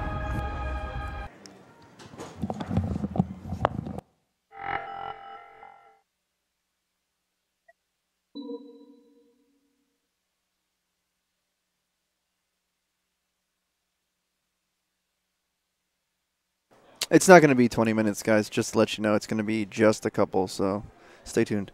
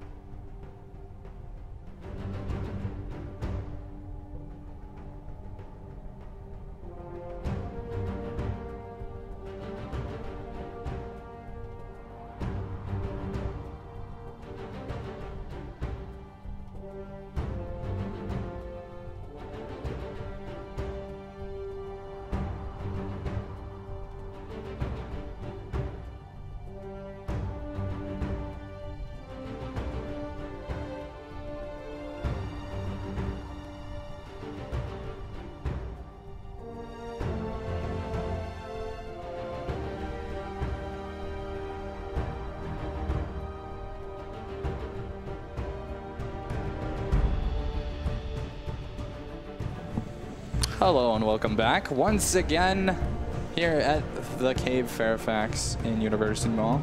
I'm the Small Dog, joined by Follow the Bard. Yes, I got to say it this time. Score. And we're going to get right underway here. CC now on the red side, and on the blue side, we've got WTB. Yeah, so finally we see the Alistar picked up. Been dying to see this just because he's so strong. You've been dying to see this? Yeah, you know, Alistar is like such every a other great... solo queue game. I know. No, but I don't know. I just feel like Alistar, either they weren't thinking about it or they just don't know how strong he really is right now. Yeah. Well, I mean, part of it comes down to if you don't play the champion, if you're not comfortable on it, then you yeah, that is true. Really but play they did make his combo a little bit easier. In a the recent lot patches. easier. A lot easier. I didn't think it was that difficult in the first place, but yeah. I mean, it really depends on like your latency. If you've got kind of 100 ping, it's a little bit harder. If you've got like what we have here, 30 ping, it's a lot easier to land. But also, it comes down to like it doesn't really matter. It's not harder or easier in my opinion, because when we had 100 ping a while back, it was still the doable. Dark Ages. But you just had to predict it. Yeah. You had to be a lot more aware of how close you were. So it was. I feel like it's easier now, but even so, you could still very, very easily do it. Accomplish it. So I don't understand why the Twitch was picked up here. I think he'll have a much more difficult time against the Alistar if they do choose to go into 2v2 lane this time. Yeah, but there is a Janna. So that is true. And Janna can cancel the headbutt pulverize combo. Yes. That's a little bit more difficult to get a read on all the sometimes, especially in lane. Well, I mean, if you see somebody ganking, if you're warding properly, you can see somebody's ganking, you can see the Alistar is closing distance, you can throw your Howling at him immediately. Yeah. Whether it cancels it or not, it does not matter because he'll get knocked up and you'll get distance. Yeah. And, you know, it also has the chance to hit the targets behind him who might be trying to give the follow-up damage as well. So I like Janna in pretty much every matchup, but that's just me. And I mean, she's also good against Rammus as well. You can monsoon him very far away. And Howling Gale once again before the Q. I cannot remember what the Q's called. The Powerball? Powerball. That's right. Not the lottery. Don't do drugs, kids. Don't do drugs, kids. That's what I was trying to say. Hugs, not drugs. Couldn't muster the strength, though. Play with bugs, not drugs. I'm sorry. I'm sorry. I don't even want to talk about it. Syndra locked in. Potato changing things up a little bit. I mean, he's kind of forced to because Orianna's banned away. So this might be a secondary. Which I'm surprised they did. I wonder if they're just trying to take him off a comfort pick. They realize that he's played that almost, no, actually every game in this tournament. It wasn't really pivotal. It was not in any match. It was a comfort pick and for not only Potato. that, I'm kind of sad we didn't get to see any stealth balls last game. Yeah, not really. So Rake City, I wonder if that's where his name comes from. So finally pulling out a Talon along with a Lysandra. So they have a lot of damage and a decent amount of lockup for their two carries, which is Lucian and Talon. And then Young Nomad coming out with the Lee Sin. He's really going to have to be able to make a lot of these plays early. That is the job of Lee Sin. I mean, Lee Sin's kind of a double-edged sword. Yes. Because you can make a lot of things happen early on. He's very, very strong. But then again, in the same respect, he's very hard to play. Yeah, his skill ceiling is extremely high. So, and not only that, but in the late game, it's very hard to usually maneuver around your enemies to get those dragon kicks that you really want on the enemy carries.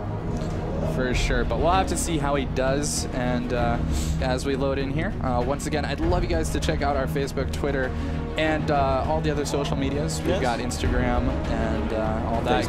Go ahead and follow us there, and we'll be posting more tournaments. We do these monthly, and we've got Super Smash, Guns of Icarus, Hearthstone, Counter-Strike was recent. Yep. StarCraft was also recent as well. Yep. That went extremely well. I believe the prize pool was near $1,000, if I'm not mistaken. Which is yeah, which I was really surprised to hear about. And don't take my word for it. It might have not have been $1,000. I know, just because I remember hearing somebody saying that, and I was just kind of like, really?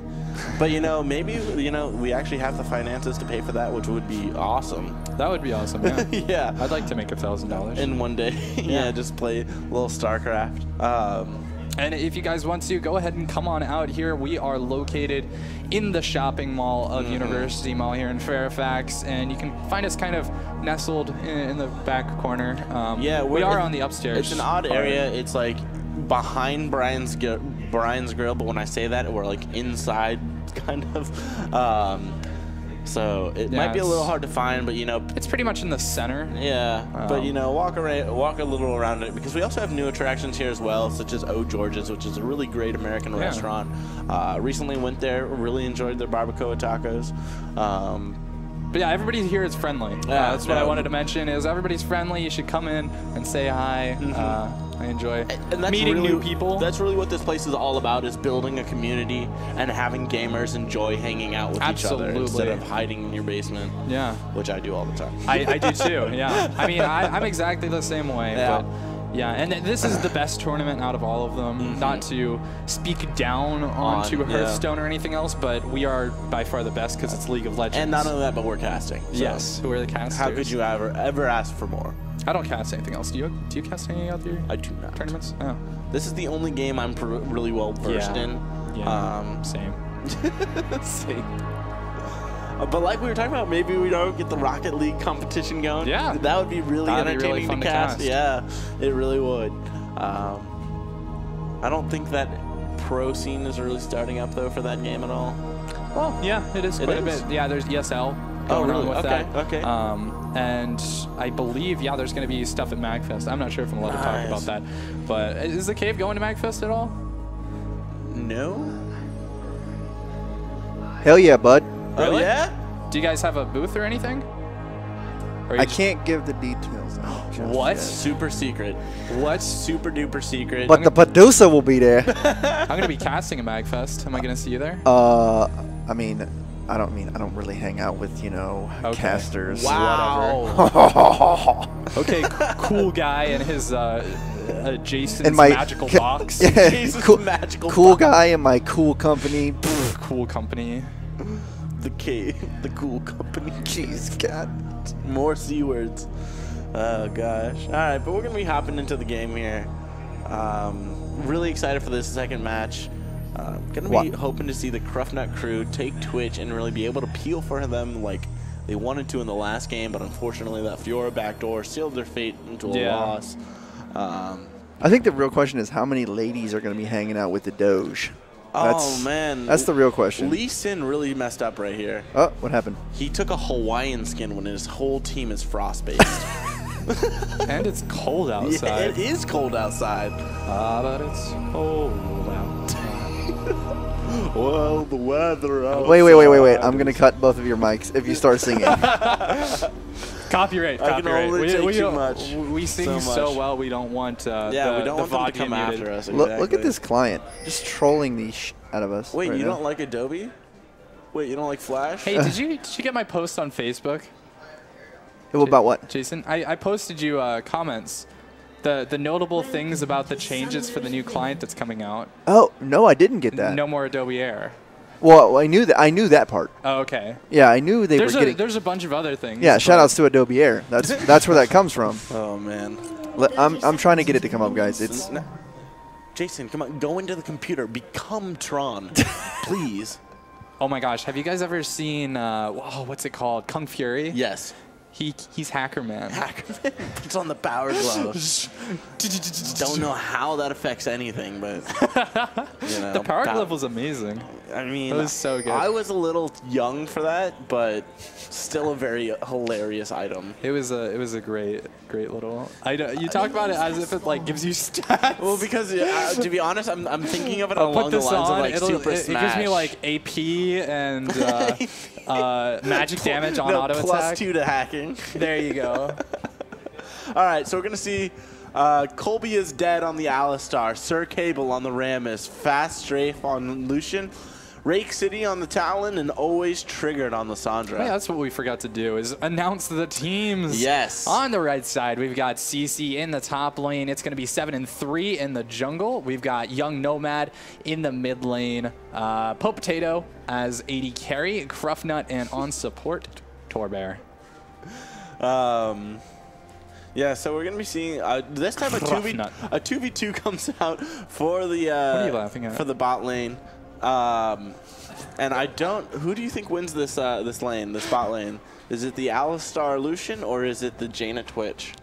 By far, Alistar Lucian. All right, Lucian, so much better at bullying. He's able to keep up, move around the bot lane a lot better, as well as just, I mean, I'd like to see what happens here for the level 2 power spike. They're going to finish up these next couple minions, and I'm not sure if anything will really come of it. We do see a little bit of a skirmish in the top lane. Always Triggered takes a bit of damage, but trades back fairly evenly. Yeah, pretty well. There's the level 2, not both of them using getting his level 2 passive though. extremely well, Lucian. They both got level 2, so no headbutt pulverize, surprise factor. And I actually really like to see Ignite taken on Alistar. Oh, okay. Yeah, agreed. Just because he's got a lot of damage, he's able to go right into the middle of the team, and that can sometimes determine whether it's a kill or not a kill.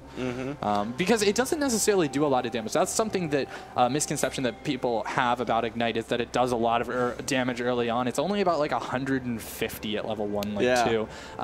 It's really not much at all. But what it does do is it prevents all the healing from the health pots, as well as any healing that you would get from your life steal, from your items, or passives like Volibear. Yeah. Or your runes or masteries. Sorry. With the poor what is choice. it called? Young Nomad though. It's gonna be auto attacking and takes a bit of damage from the red buff. Flash away from Potato. Don't know if he needed to do that, but very interesting that we saw dangerous game. Lee Sin, you're good. Couldn't figure out that name. We saw Lee Sin right there safeguard himself while he had a ward up. So really, all that could have been avoided if he would have just ward hopped away. Yeah, does not look comfortable on the Lee Sin. Knock up the bot lane though. Cruftnut takes a lot of damage. Exhaust is down. He's gonna go below 200 health, but is able to make it away. Comes back for a little bit of damage, but yeah, he'll be fine. Does not even pop his heal or flash. Not too worried about that bot lane just yet. But like I said, that aggression from the Lucian Alistar gets the pressure. Fast Strafe is very important. I think this is one of Fast Strafe's favorite champions. His name seems fitting. Yeah. Doesn't it? It really does. So it looks like the junglers are just kind of farm up, look for a gank, but with the sides that they're on, both of the lanes are pushed either up or into their own lane, so they're not going to have any potential ganking areas. I really like the boots start here on Talon against the Syndra because you really have enough time to dodge all of her abilities. Oh, that is really aggressive from Fast Strafe. And Lee Sin's coming up here on the backside, but I don't think he can do anything with the large minion wave that's there. Yeah, he's jumping forward without any vision of that river. However, Colby going around does get the ward down now, they so spot him it'll out. be They a see lot him safer. there. And Syndra should be pretty safe in the mid lane. Does not have any mana Lucian though. is landing these piercing lights under tower through the through the minion wave onto Cruftnut, really dealing a decent amount of damage. Taunt in the top lane. Yeah. Good amount of damage. About half health down on to always triggered, but there's no like damage ultimate. There's really not much damage on Shen at all. Yeah. I mean, actually, with the new Shen, you get your basic attacks empowered every time you do that. That is true, but there's no like execute damage. Yes, there's nothing like really just there to throw it that can finish off a kill that's trying to get away. Yeah. So Lissandra is going to be opting to get kind of lackluster items, a ruby and a mana crystal. Would have liked to have seen another Doran's ring to really be able to sustain herself in that top lane and push more aggressively against that Shen. But she's going to be looking to get the early Rod of Ages.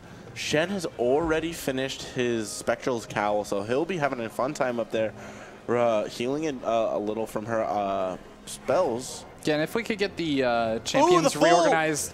Potato going to go very low. Ignite is on. That's going to be the kill picked up. First blood going over to Rake City. Ooh. But here's Lee Sin trying to get the Retribution kill. Lions the Sonic Wave. Going to pick up a kill. That's all she wrote there.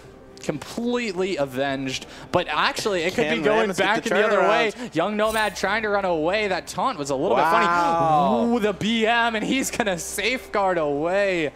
Oh, that's rude. That makes me salty. Yeah, especially because you can kind of see how uncomfortable Young Nomad is on that champion. Yeah. So level 6 duel coming out here. Lissandra trying to poke down, but once again, like I said, if she had a Doran's ring, might have been doing a little bit more damage and surviving. But you know, just Shen actually trading with her extremely well. Yeah, I think later on, Lissandra is going to be a lot more useful to the team than Shen will, because Shen, as we've seen, he's just this split pusher, constant split pusher. So he doesn't do a whole lot. But even last game when they had both the combination of Shen and Twitch, they really didn't utilize that combo to the maximum potential. Yeah. We did not see any. I guess they had double stealth ball, I guess. Hey, Jason.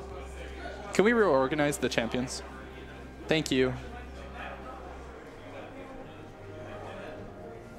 So yeah, looking at the AD carries right now, 61 to 56 CS of Fast Strafe. Interesting. Actually, to see that the Twitch is ahead. Yeah, actually, one of the few times. Actually, I don't want to say that because I'm not 100% sure. You're not proficient in this matchup. No. I think Cruffnut typically has been behind, but here's a tower dive, level Kobe. 6 for Alistar. Pops the Unbreakable Will, but he's got to run away. Yeah.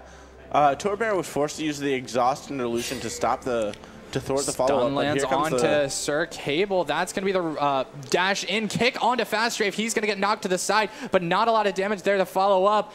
Talon coming through does a good amount of damage to CC, but has to back away. So, and it looks like it's just going to be an exchange of spells trade. Yeah. Meanwhile, top lane, Lissandra trying to... Cruffnut trying to bait it out, but he's on a ward that he just doesn't see right now. Because they want, they're trying to utilize... he has to back away. Oh, I guess also Shen tried to use Stand United, but was interrupted by Lissandra's Frozen Tome. That's not what it's called. Yeah. Tome? Frozen Tome? Frozen Tome, okay. Or maybe, I don't know. Glacial Tome? You've got me second guessing. Yeah, it's just always because glacial. we talked about that last time. Every Freljord character has glacial in an ability. Yeah. So, Syndra farming up right now, 10 CS ahead. Yeah. So she's actually opting into Chalice of Harmony, which is a really strange. Questionable pickup. Because it gives magic resist where you're against an AD, so you don't really need that as much. But again, the skirmishing the bot lane, Culling comes out, a lot of damage onto the backside. The but Howling the Gale. cancel, that's what we were talking about. If you know it's going to come out, you can cancel it. Yeah, and not only that, but I mean, maybe she's getting the Chalice for the Athene's passive, where every time you dash forward, that's going to be Potato. Ignite goes down, and he'll pick up a kill. Well played. Yeah, Syndra is odd pick to pick early. Not only that, but it's an aggressive pick when you couldn't see the enemy mid laner. And Talon is just taking complete control of this mid lane. Yeah, and Sir Cable waiting in the wings here. Might go aggressive if he sees Lee Sin trying to make a move. Oh, Lee Sin might look back towards this ward, but there's no vision removal for the side of WTB to actually get that out and bait it. But always Trigger taking a good amount of damage from Shen here. Yeah, this 7 and 3 really utilizing this new Shen. You know, I would have thought Lissandra might have been able to do something back, but unfortunate pulverize there. It's that 28 ping. We'll blame the 28 ping. Yep. Yeah, so we're going to see Talon just take more control of this mid-wave. Something that a lot of people don't do against Talons is you can place a defensive pink ward in the middle of your lane to really stop him from being able to engage on you. Because even if he ultis before he gets to you, you can still see him running up and trying to E onto you. That exact tactic can be used and replicated for WTB against Cruffnut as well. Yeah. I'll be anxious to see how they place pink wards because they're going to be very important in deciding who's able to get control over lanes, who's going to be able to get the sieges off and safely do them. Because that stealth is a very big part of both of these champions that we're looking at, Talon and Twitch. And something I kind of wanted to mention that I forgot to is we see Cruffnut opted for the Doran's Blade here because I knew he was going for the 2v2. So I guess he picked up that call because he knew last match they were going to do the lane switch. Culling come out onto Cruffnut. He takes a lot of damage. Flash forward, rather. Picks up the kill. Fast Strafe. That was a solo kill. Yeah, Lucian just put the gun up to his mouth and was like, die, rat. Die, rat.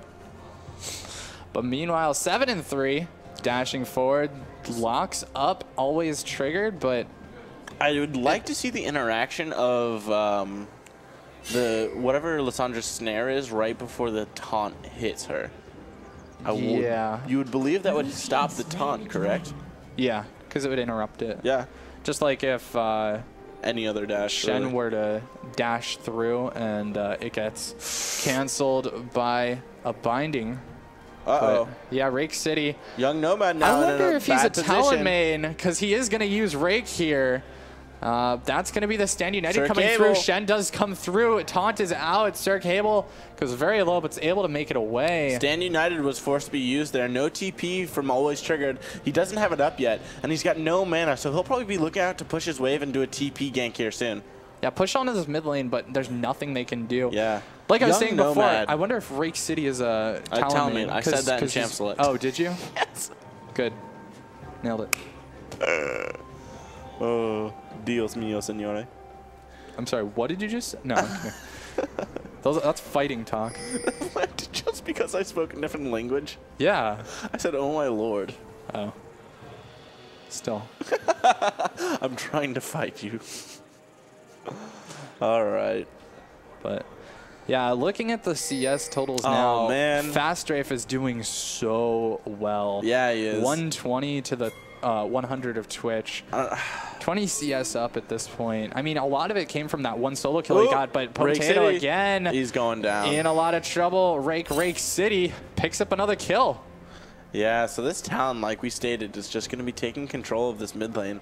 Syndra can almost do nothing about it. Flash Lee Sin comes through and picks up the kill. Young Nomad with the BM on the so much walkout. disrespect from him. It pains me, but yeah, I'm not going to say anything actually. But all right, I'm a little upset because it looks like Rammus is going to be opting for the Cinder Hulk. I think with the new Runic Echo, he's extremely hilarious. So much movement speed, and every time you run into someone, it does do the Runic Echo proc. So you do a decent amount of damage, but it's probably just safer to go with the Cinder Hulk, scale with the HP. Become a little bit more tankier in the early game where Rammus really does struggle before he gets all the items. Yeah. But Lee Sin, oh, yeah, that's going to be Sir Cable looking for Cruftnut here, trying to find it, but the stealth lasts too long, and the Monsoon there to save Torbear, but not for long. Ultimate down onto Cruftnut, but he does not have the follow-up damage to take him down.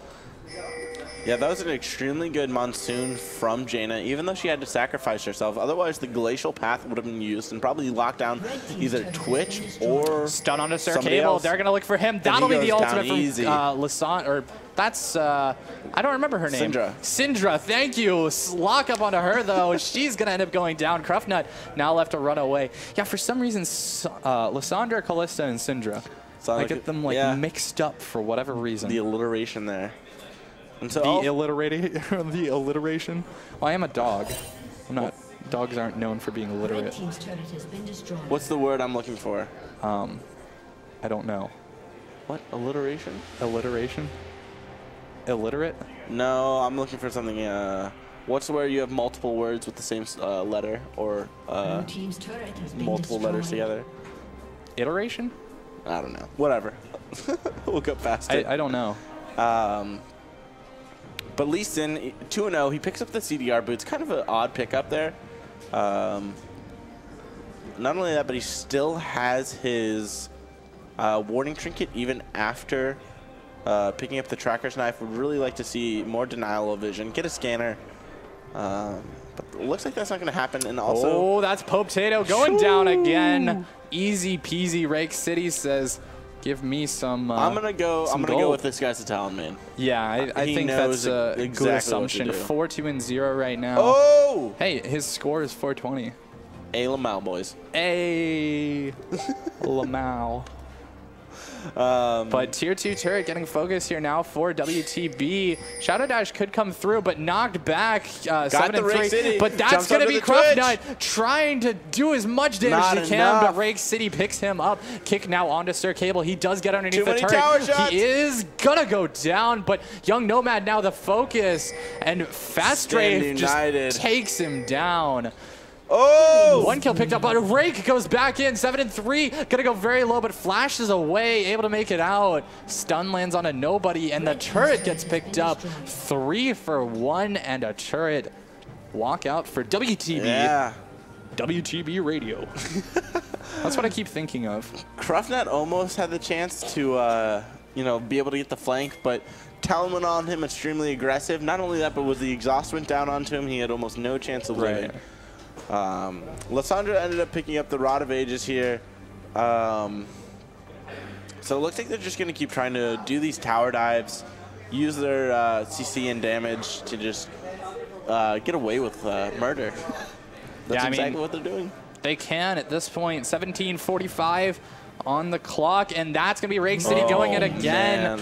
And I mean, CC just has to realize that they cannot overstay at all. They can't overextend outside of their jungle where they don't have complete and total vision control. Yep. Because that's what Rake City's going to do. Walk around, kill you again. It's as easy as that. Especially a Talon who is someone who can solo assassinate almost everyone on the enemy team.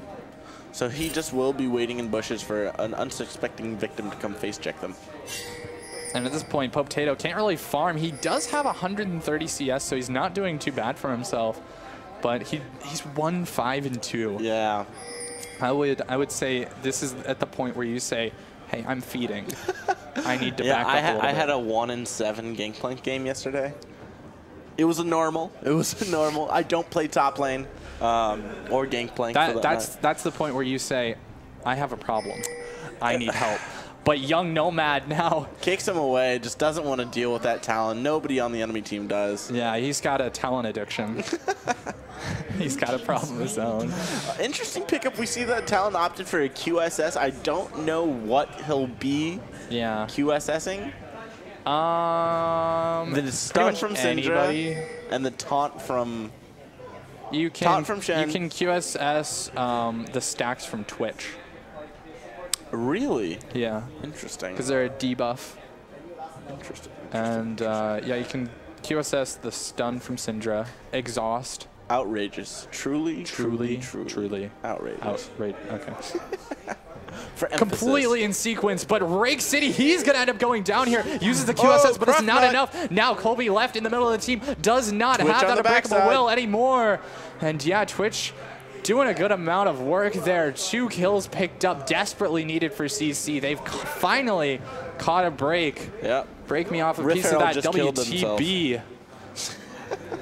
So the communication was very on point right there. Cruffnut, but Cruffnut might get soloed here. That's gonna be a strafe looking for it, but he can't quite find it. Stealth comes out. Yep. Don't you love it when the directed camera's like, you want to cast this? Nope. Cast this instead. Yep. Nothing's happening up here. It's more exciting, but obviously. Just look at it. Yep. Just look at it. Cast this nice shrubbery. It's green. Look at Lee Sin. Just look at him. It's like we're watching grass grow. You know, us casters, we only do what we can to bring you as much excitement as we can. No, we do everything we can. We really do. And unfortunately, we sell ass. I forgot about that. For this cast. Glitter. Oh my gosh. We don't actually. Please don't call the cops. No. Oh, man. All right, let's get back here in the game on the casting couch. 20 minutes, 50 seconds in the game. And WTB looking pretty good, about 4K up. Yeah, something that once again is irking me is the lack of changing the trinkets once you hit level 9. I mean, that's just been so frustrating to me throughout watching like all these casts. I haven't harped on it because, you know, that's pretty much all I would ever talk about. You know, change your trinkets! Because it's like, I don't understand why they wouldn't.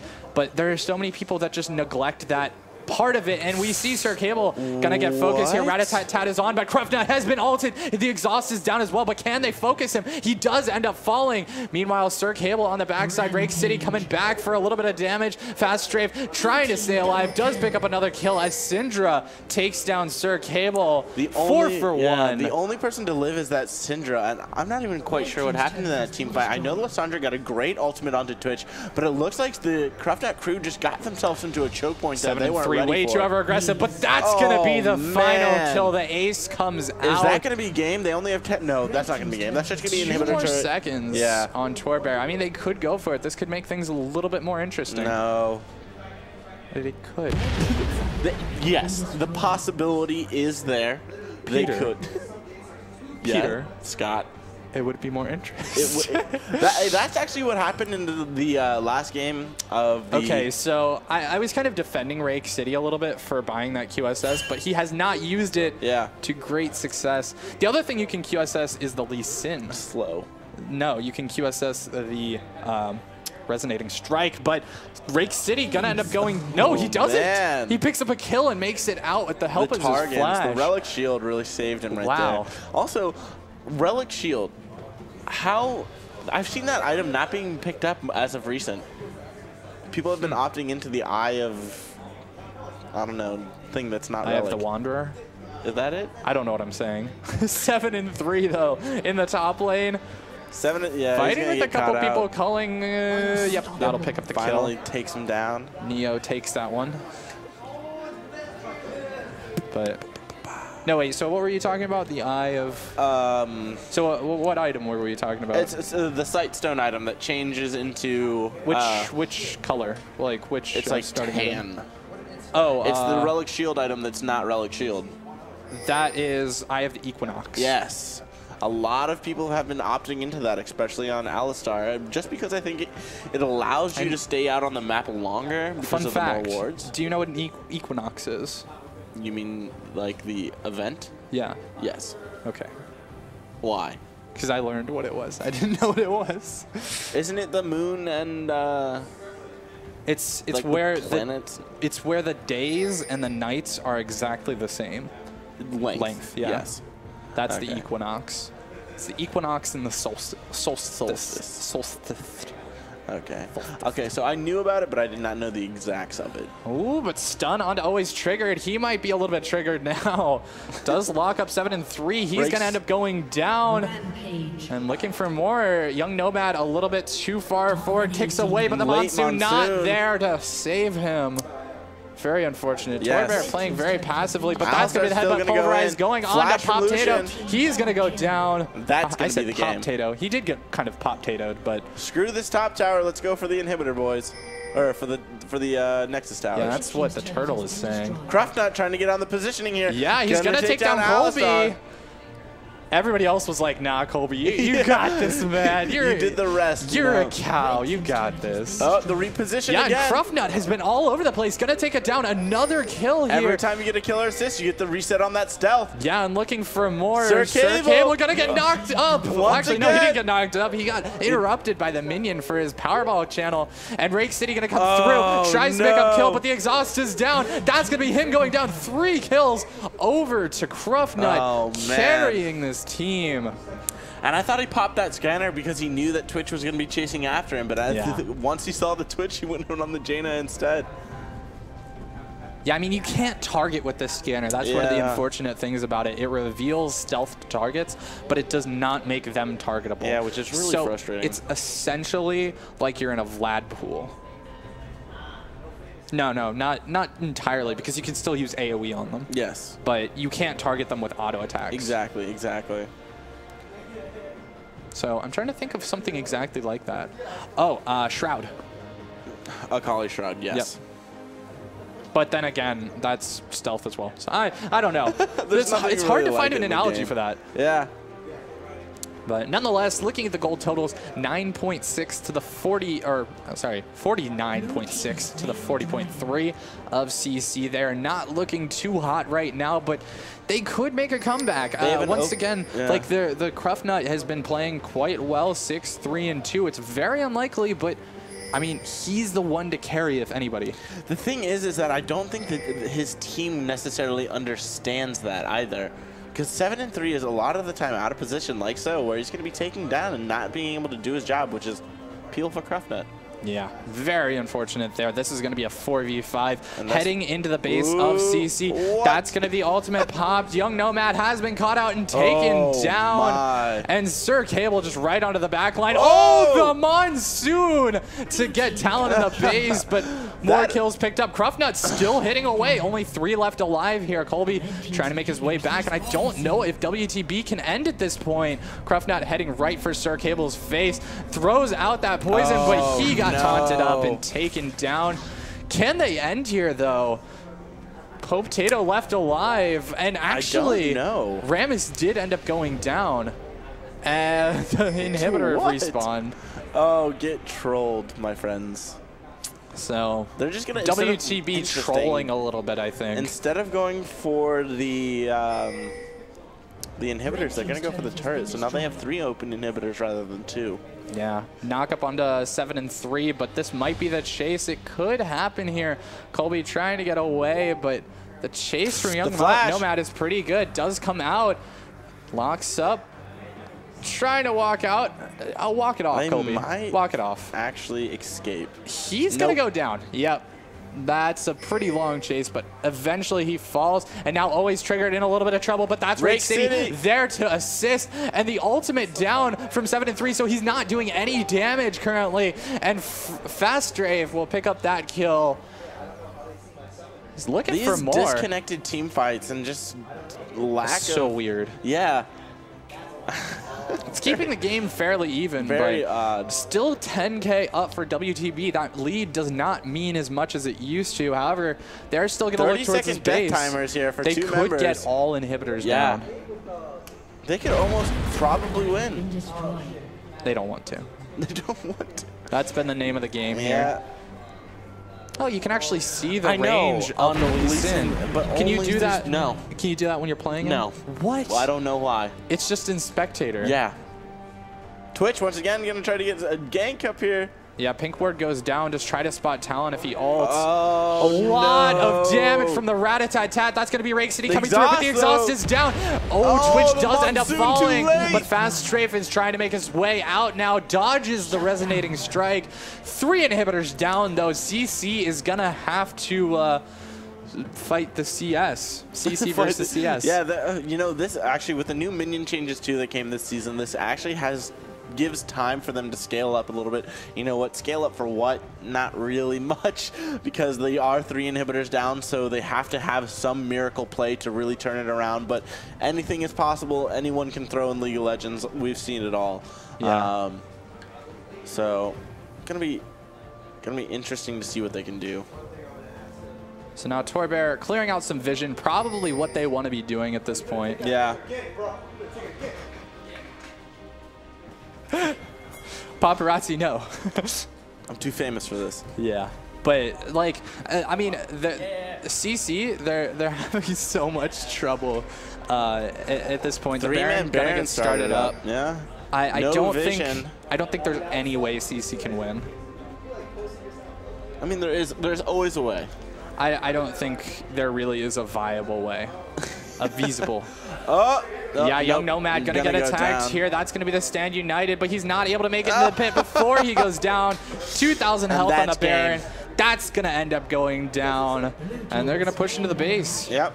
Double supers, Baron up. 7-3. 7-3 cannot take this fight right now. He is doing a good amount of damage, but that's going to be the Quicksilver Sash coming out to save his life a little bit. Raking forward. Flashing the Howling Gale. Going for Torbear. He's going to go very low, calling out, but that's going to be the kill going over to Rake City.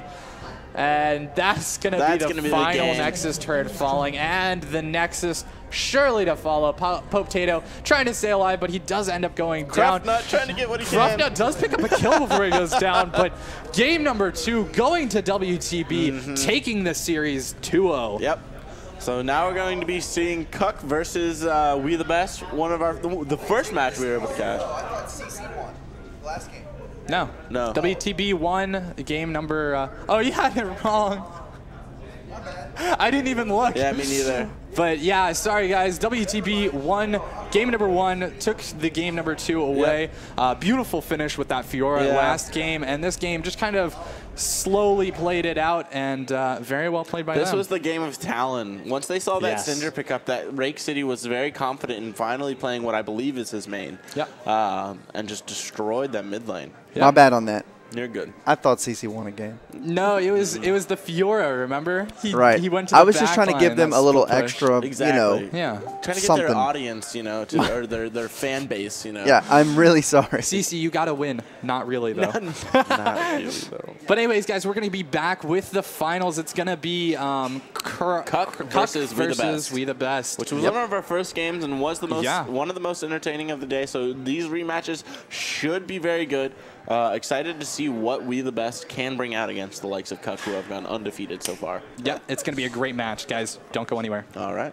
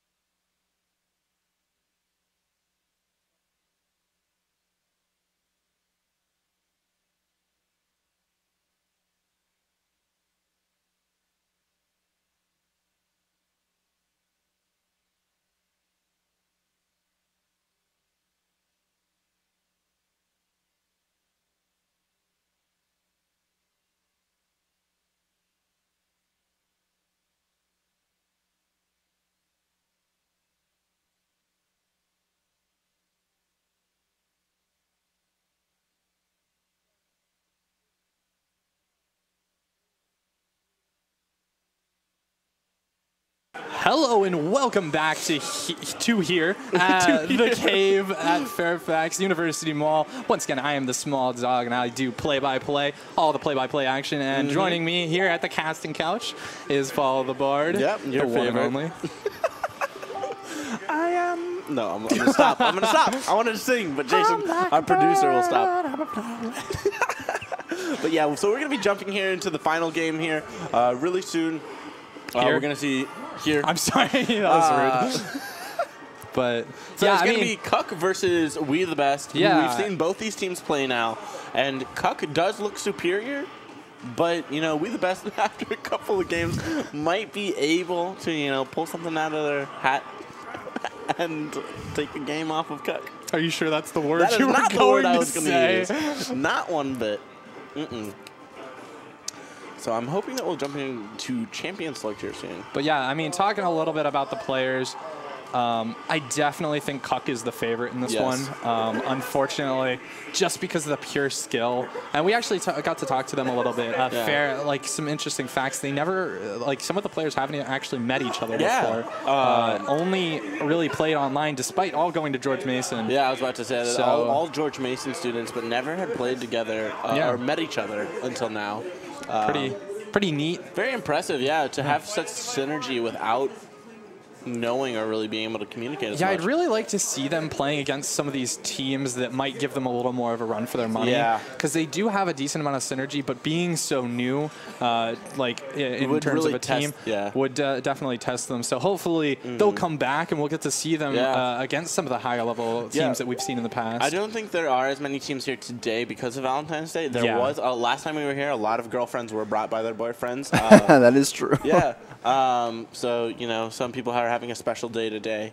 But, you know, all the cool kids are out here in the cave playing video games. And, I mean, well, you say cool kids, but... That's what I mean. Mainly guys who can't find girls. You have a girlfriend. I do, and she's not here. You probably have a special thing planned for her tonight, right? Sure. Let's go with that. Let's go with that. Oh, no, I am planning on going out and seeing her. Maybe she might. She's probably watching. She's probably watching. Well, I say planning because, you know, something might come up. Like, I'm not gonna say it. I'm not gonna say it. Digging yourself a hole. I'm not gonna say it. All right. So as we get into champion select here, we have Cuck on the blue side and WTB on the red side, and it's gonna be We the Best. Yeah, Lissandra's gonna come out here for the first ban. Was very pivotal in the last match. Yeah, and we'll have to find out if they are actually the best. Because I mean, this game will decide. I don't think so. I don't think so either. I mean, they can't technically be the best because they lost a game already. So I mean, and the fact that you're not at a, you know, so pro they're level. probably actually closer to being the worst. No, I'm kidding, guys. That's just mean. I'm kidding, guys. These guys are playing their heart out, putting everything they are on the wrist. And so we see the Udyr banned away as well as the Poppy. Riven and Soraka banned off. So I wonder if Sir Cable is an Udyr player. I think it's been banned against him almost every game. Maybe. I know it is a flavor of the month pick, but at the same time, like we stated, we don't think it's that great and competitive. Yeah. And our professional casting couch opinion. Our superior analyst to that of the LCS. So I just want everybody in the chat to please remember to tweet out in Facebook the link for our Twitch. This is the finals, so we need to get some hype in here. We got. Let's get hype. Woo! Heyo. So Ezreal's going to be the first pick up here for Cuck. Ezreal probably one of the strongest picks right now in the current state of the meta. And as we said, that Zilean and Fiora are going to be locked in for the opposing team. And so finally we get to see Zilean, seeing him banned all day, and we were, you know, kind of questioning why he was banned. So maybe we'll see those reasons come to fruition here in this game. Yeah, I don't know if Ezreal's going to do a whole lot this game. I mean, Enrique has been playing him very well, but even so, there's been a lot of roaming from DJ Myrid. Yeah, the most aggressive support we've seen. Yeah, I mean, again, I think he's going to take Ignite every single time. And that's kind of a solo queue tactic. Man. Just tons and tons of aggression. Yeah. So Jhin is getting hovered right now for the opposing team. Really interested to see if that comes out. How do you feel about Jhin in the current state? I don't think he's very good. Yeah, I think despite losing to him very badly one time, I think it was my hubris that got me, rather than him actually being a good outplaying champion. you. Yeah. Yeah, unfortunately, you have to respect your opponent to beat them. Yes. Sometimes. Most of the time. If they're at your level, you should always respect them. Even if you're like, this pick is so bad, I'm just going to destroy this person. Yeah. You got to respect them, because if you slip into that, then you're going to... You should even respect people when you're in bronze as well, because it's just, I feel like a lot of what solo queue is, and even competitive play, it's around the mentality, which is why I really enjoy seeing a lot more of these sports psychologists coming into the esports scene, helping players, and a lot of it has to do with social media, because social media can really bring you down. Yeah, like there's been numerous reports on it, especially from the pro players. I know that people such as Glebe, such as Romelia, even High himself have talked about how social media can affect the player's mentality during the games. Yeah, and so I think, you know, not only the organization, but the team's organizations should be helping them out. So, but enough sad talk. You know? Yeah, so let's look what the Cuck has rounded out their team comp with. It looks like they're going to have an Ezreal AD carry, a Lulu support, a Brand mid, an Aurelia top, and a Graves jungle. Yeah, I do like the Graves jungle. Still very strong. Agreed. A little bit of changes to him. He can no longer cancel his animation, his auto attack. Animation. Yeah, animations. The other thing is like nerf to the Q damage. Only the second hit. He's still a very good jungler, so that's not really something to be too worried about, though. Yeah, so we do see the Volibear again, and that was definitely something huge. Yeah. And ooh, the Zilean wasn't banned away this time. It looks like it might be a Zilean support, which would be interesting as well. Yeah, it could be a Zilean support. I've seen it mid mostly. I'm not too much of a fan of it as a support. Ooh, that does get locked in. So we will see the Zilean support, Echo mid lane, and if you're a top, we jungle. haven't seen many Echoes mid recently. Definitely not a bad champion by top laner by any means. I would say it's mainly top lane, then jungle, then mid. That's if you guys see on the left of your screen right there, a little bit of advertisement from our man Scooters, trying to hold up the signs. And it's a little bit early, but let's go ahead and advertise one more time. Go ahead and check out our Facebook, Twitter, at the Cave Fairfax. YouTube, some good videos of the past tournaments if you want to check out those. If you have nothing else to do today. You can see how I used to look. Before the blue. Before the blue. Yeah, be sure to come out if you are in the area. We are at University Mall in Fairfax, and we'd love to meet you. Come on out.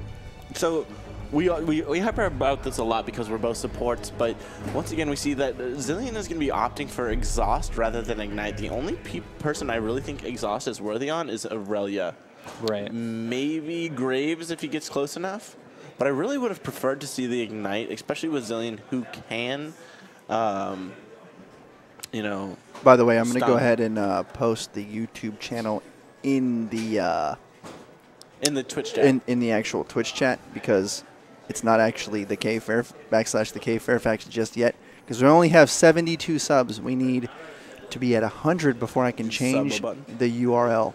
Oh, okay. So we need a little bit more help from the community. Let's get it, boys. 18 more subs. Bada bing, right? Yeah. A click is free, and then it can be YouTube /the K Fairfax, which is much easier to find than QWZ_XY. It's like infinitely long and just confusing. Sounds like the password to my Wi-Fi. Sure. Now you guys know. Go and visit Follow the Bard's house. Hack his Wi-Fi. WZ_X. Pirate anything you want. Yeah. search casting couch. No, don't do that. I hate Don't you. do that. Don't do that. All right, so can you tell me what are these teams looking to accomplish in this game? Well, winning, I would assume. Oh, mostly. Yeah. Mostly. Yeah. I think that's what they're going to go but for. what do you think? So I believe that the Aurelia is going to look to kind of push against the Fiora, which is one of the champions who really can have the outplay ability to 1v1 Fiora. But besides that, I think they're going to be looking to make picks, while the enemy team is going to look to team fight with the Zilean ulti and a tanky front line from Volibear and Fiora just being able to be super mobile in these team fights and hard to catch. Yeah, Irelia very strong in that top lane. We haven't seen her quite as much, but I still think she's a really big power pick. Yeah. And it's really one of those champions, kind of like Riven, where if you really want to win the lane, you can. But, excuse me, I think Irelia has a little more utility that she brings to team fights. Because she can get very, very tanky. Yeah. Usually it's just build Triforce and then full tank after that. And Triforce plus her just built-in kit and her scaling just does extremely well. I'm also going to be... go ahead. We saw Kevin GG actually is in the jungle now. Amberosa in the top lane. Oh, yeah. It looks like they're not going to be switching on that. I wonder if it's just comfort. I don't know. Yeah. It's a little strange. It is a little strange. I'm going to be also really interested to see how fast Strafe can use Fate's Call effectively with a Zillion. Yeah, that's just kind of it. I'm going to be really interested to see how that goes. Yeah, I think this is, again, another Kalista comp where it's kind of difficult because they don't have any hard CC to defend the Kalista. However, this one's a little bit different because they don't necessarily have tank. Yes. They've got a decent dealing carry in the Echo that can dive onto the back line. They've got Volibear as well as the Fiora, all things that can dive on the back line and carry these team fights. So it's a lot different than last time. Yeah.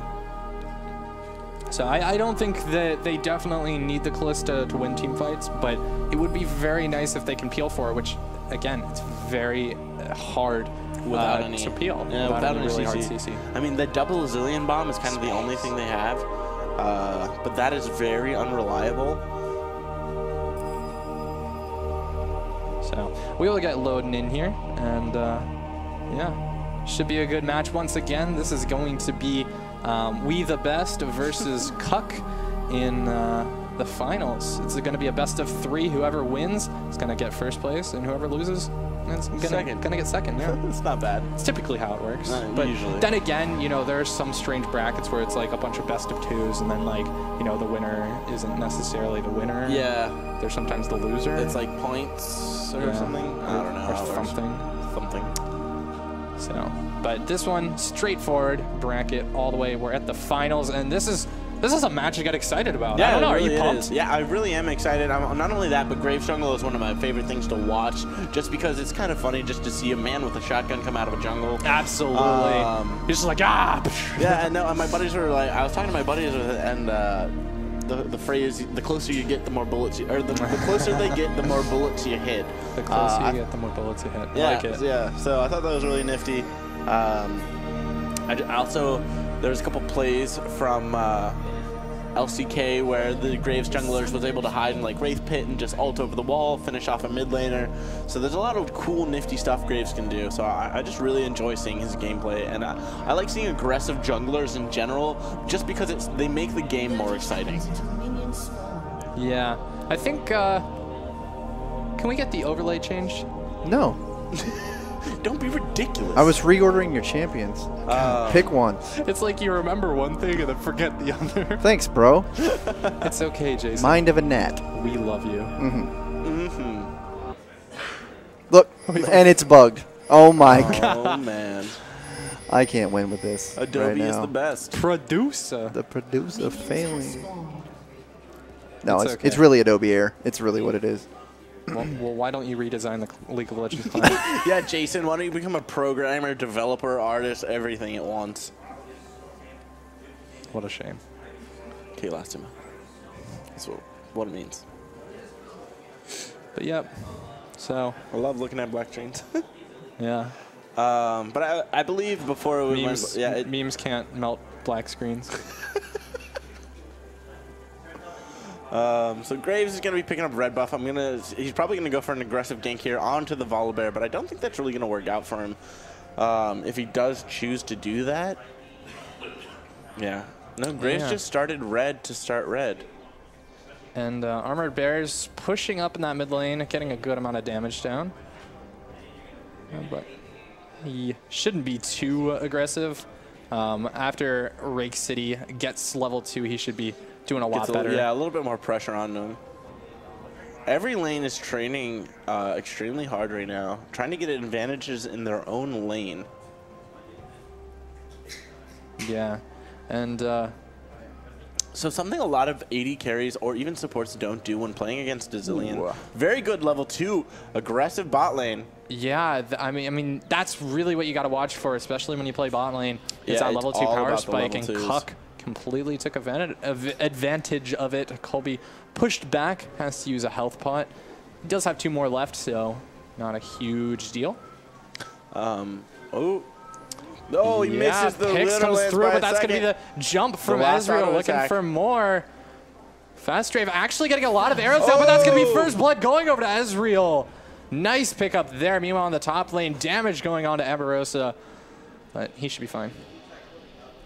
Is it Rosia? I think it's Amberosia.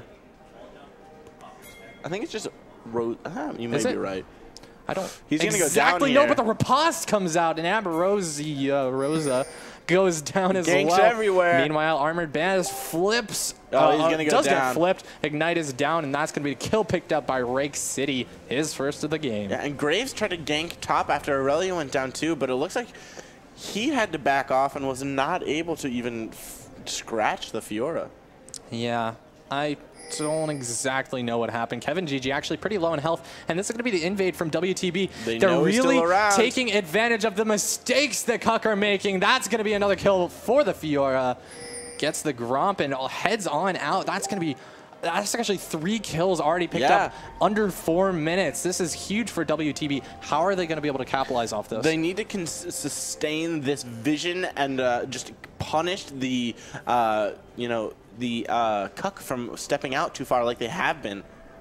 Especially with all these flashes blown, Volibear needs to stick on these lanes that have already used their summoner spells and just, revisit them and apply the pressure. Yeah. Fiora has double buffs. This is a very dangerous place for Aurelia to be. That is a lot of damage, but a lot of minions coming out for Always Trigger. 2 more hits. Gotta be enough. Amberosia picks up the kill. And that is always, I see that so often in top lanes, is they get an early kill, early lead, and then they stay around for just a little too long, and then the enemy laner is able to come back and 1v1 them because they're so low. And that trade usually never works out because now you've prolonged the buff that you get from the double buffs, just keeping it alive for the enemy laner. Yeah, double bomb, once again, not quite landing, but I mean, you're absolutely right. And Fiora playing that so well, but she overextended just a little bit too much. No. Now the skirmish in the river, that's going to be Sir Cable looking, does get the bite down. Kevin GG taking a lot of damage in the passive there to regen Sir Cable. He's looking for more. That's going to be the parallel convergence coming down, but Flash comes out of Ezreal looking for the kill in that bot lane. He does get it. Meanwhile, mid lane Armored Bear's gonna go down. Gonna end up falling, but that's DJ Myra there to pick up the slack. Picks up a kill, trying to make his way out. No mana on the Zillion. Oh, man. But, Enrique has to be careful. That's the parallel convergence. Does not land the stun. And the exit from Cuck, so completely evening up the score and actually coming ahead in gold. Wow. This early game is very hectic right now. A lot of fighting going on. Each team trying to get advantages in their own lane. But really, these junglers are really determining how the lanes are going. Aurelia picked up a pickaxe first. I wonder, is she going to be going for a Ginsu's Rage Blade? Yeah, I don't know exactly. Yeah, I know that used to be the thing, but with the changes, she definitely can. Yeah. Still, I mean, it's Ginsu's is still pretty strong. It's just not as favored. Yeah. And next match, Fiora's coming in. Still trying to make an aggressive play. Yeah, coming around the side here, might be looking for Kevin. He has been picked on so much in this jungle. That'll be the grand challenge, and kill picked up by Always Triggered. Now on the escape, is he going to be able to make it out? DJ Myrid again leaving that bot side, and that's going to be Armored Bears finding Always Triggered. A lot of damage coming down. He does not have level 6 yet, so Always Triggered should be able to make it out, and does subtly make the escape. Yeah. Bran really needed to land his stun there for them to have a chance of killing her, but I don't even know if it would have been enough without him having level 6. And again, this is the consequence of DJ Myrid always roaming. Yeah. He gets a lot of plays off, but it sacrifices the pressure in the bot lane and kind of leaves Enrique on his own quite a bit. He's got to be a very patient AD carry player, because I know a lot of AD carries who would not put up with that crap. Yep. I know exactly what you're talking about there. I know a lot of 80 carries who are like, get back here so we can win the game. But Double Bomb does land this time. Enrique does not take that much damage, but it will hurt a little bit. Yeah, and it looks like Echo is going to be opting to get an Abyssal Scepter here first, which is a very smart pickup, knowing that he's against a brand who is very aggressive. Not only that, but this Lulu is roaming a lot, so that Abyssal Scepter will be helping him out immensely when he picks it up. Yeah, ooh, those Glitter Lance. Yeah, they're still coming deadly. out. I mean, he's just so aggressive with it. He constantly is putting back damage and going back to base quite a bit as well, keeping up on the mana. Looks like he's poising to make a gank here in the bot lane. Let's see if he can pull it off. Yeah, he's coming around.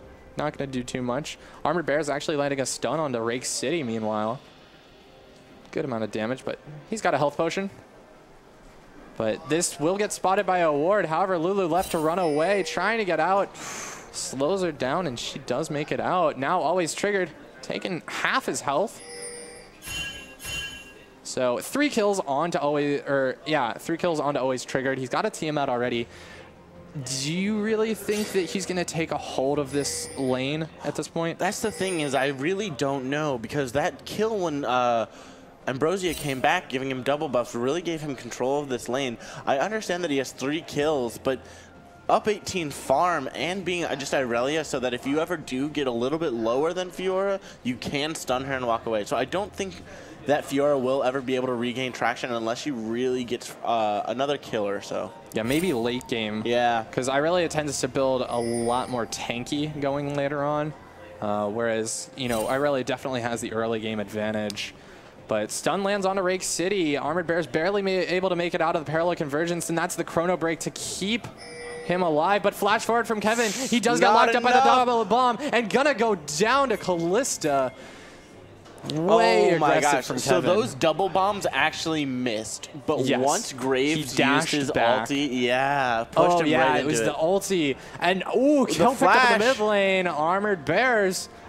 That's going to cost him his summoners, but that's going to cost Rake City his life. Yeah. And Rake City not having that Chrono Break. Now Zillion's Chrono Shift coming out. Zillion trying to get back up. Colby will try to get away. Has the speed buff. That's the Ignite down. DJ Myred has no more mana, though.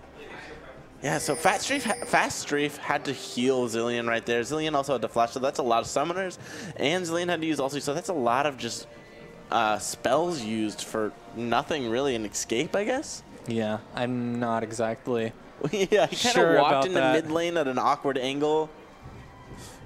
Ooh, just the tip of that riposte, stopping the back from Ambrosia. Just the tip. Exactly. I've said that a lot this game. Yes, you have. That's got to go on your list of words. Don't say just the tip all the time. Yep. So it looks like Brand is going to be building a Morello Namicon, opted for the double Doran's Ring into the Spell Pen boots. Ezreal is scaling up with the tier, going to build an Iceborne Gauntlets first, and Lulu going with the patented Frost Queens and Swiftness boots. Yeah, I don't know how much it's really going to matter with the Swiftness boots, just because there's not a whole bunch of slows. But Fiora slows, it's a good idea. Slows, Echo slows. Yeah, I mean, I still think it's a good idea. Every single person on their team slows.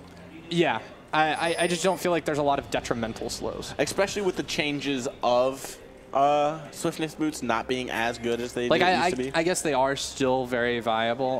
What I was going to say is they are still very viable. It's just he could have gone for something more like the Ionian boots of Lucidity, which would supply a lot more shields, a lot more speed buff. But it really doesn't matter that much. Also, the play style of as Enrique's getting Fate's Call coming out. Yeah, does not land. No knock up there, but Enrique getting the spears in his back has to flash away. That'll be the Ren coming down, but True Shot Barrage does miss. That means they're going to lose this fight. Fast Strafe does pick up 1 kill, able to make it over the wall, but now that'll be, you can't kill him the Zillion. At least the first time, Kobe no longer has a cooldown. Running away, though, that'll be the ultimate from Kevin GG. Picks up the kill. Meanwhile, in the mid lane, Armored Bear's in a lot of trouble. Ends up falling. That'll be Rake City picking up the kill. And Volibear left to run away, actually taking a good amount of damage. Yeah. That's important. Popping the passive? Yes. So passive popped on the Volibear, not a whole big deal. They will get some turret pressure. Meanwhile, in the mid lane, or meanwhile in the top lane, there is always triggered pushing away. Flip onto Sir Cable, but he goes down. Lulu does more damage Ambrosia than you needs to think. get out though. He's very low. The Whimsy speed up helps him get out of the turret aggro. But meanwhile, top turret does DJ fall. Myrid wants to fight. That's all this guy ever wants to do. He doesn't have Ignite quite up just yet, but Step into Rake the City shield. taking a lot of damage. Ignite is down onto DJ Myra. That's not going to be enough, just barely. Nope. You need to get away, though. Rake City really looking for this. Colby, running away. He should be able to make it. Yeah, the speed up from Zilean will allow him to get out alive. He's super speedy. Indeed. I don't even know speed up. What's his E called? I don't remember. I know the W's rewind. Q is time bomb. But I cannot remember the ability. Ooh, a tower falling in the bot lane too. So WTB picking up the objective game. Two I think it's time warp. up now. I think it's time warp. Thank you. Yeah, that's right. That sounds right anyways. That just reminds me of Back to the Future? Rocky Horror Picture Show. Oh, that was really bad. Okay, thank you. I didn't like it. Some people did, but Fast Strafe gonna end up going down. Ultimate from the Ambrosia. Oh, the knockup coming there from the Wild Growth. Not really necessary, but definitely diffused everything. Interesting. But DJ Myra may have only overstayed a little bit. Just and now to get both the of them lockup dead. onto Ambrosia as well. He's gonna get one kill. No, he doesn't. That's gonna be the Chrono Shift to keep Sir Cable alive. Yeah, very questionable though, because the ultimate was up for Zilean Oh when no, Kalista Rake went City down. gonna get stunned up. True Shot Barrage comes through. He's gonna use the Chrono Break through, but that's the ultimate from Armored Bears. Takes him down 2, 3, and 1. Doing okay in that mid lane. Yeah. His score actually is almost exactly the same as Rake City's. Yeah, and which is very surprising because Brand was pressured a lot in the early game by the Volibear, which is happening. Nope, just kidding. Volibear just the run by. Yeah, the run by. Drive by mid lane. He's like, nope, don't get near my turret, and then he goes off to his jungle. He did it just to spook him away. He's like Smokey the Bear. He's like, don't light my turrets on fire. Yes. Except he's more like electrical, so he's Sparky the Bear. Yeah. You people see what I have to put up with? I'm kidding, I'm kidding. Put up with, you love me. I do. I'll admit it. Ooh, Volibear in the middle there. Knock up onto Enrique. He does take a lot of damage, but So Cable does go down as well. That's So Cable. So Brand, the Lulu Ignite is what ended up killing that Volibear. Exhaust goes on to Lulu. Echo's going to dive in. Great knockup from the Wild Growth. But still chasing on for Kalista. She might be in a little bit of trouble now. Too deep. Red buff is on to her, but there's no mana on like anybody. Looking at Armored Bears and DJ Myrid, he's actually coming back. He sticks around so much with no mana. One of the weirdest things that I see in his playstyle. Indeed. So I was really looking for a teleport to come down here soon, since a lot was recently blown by both sides.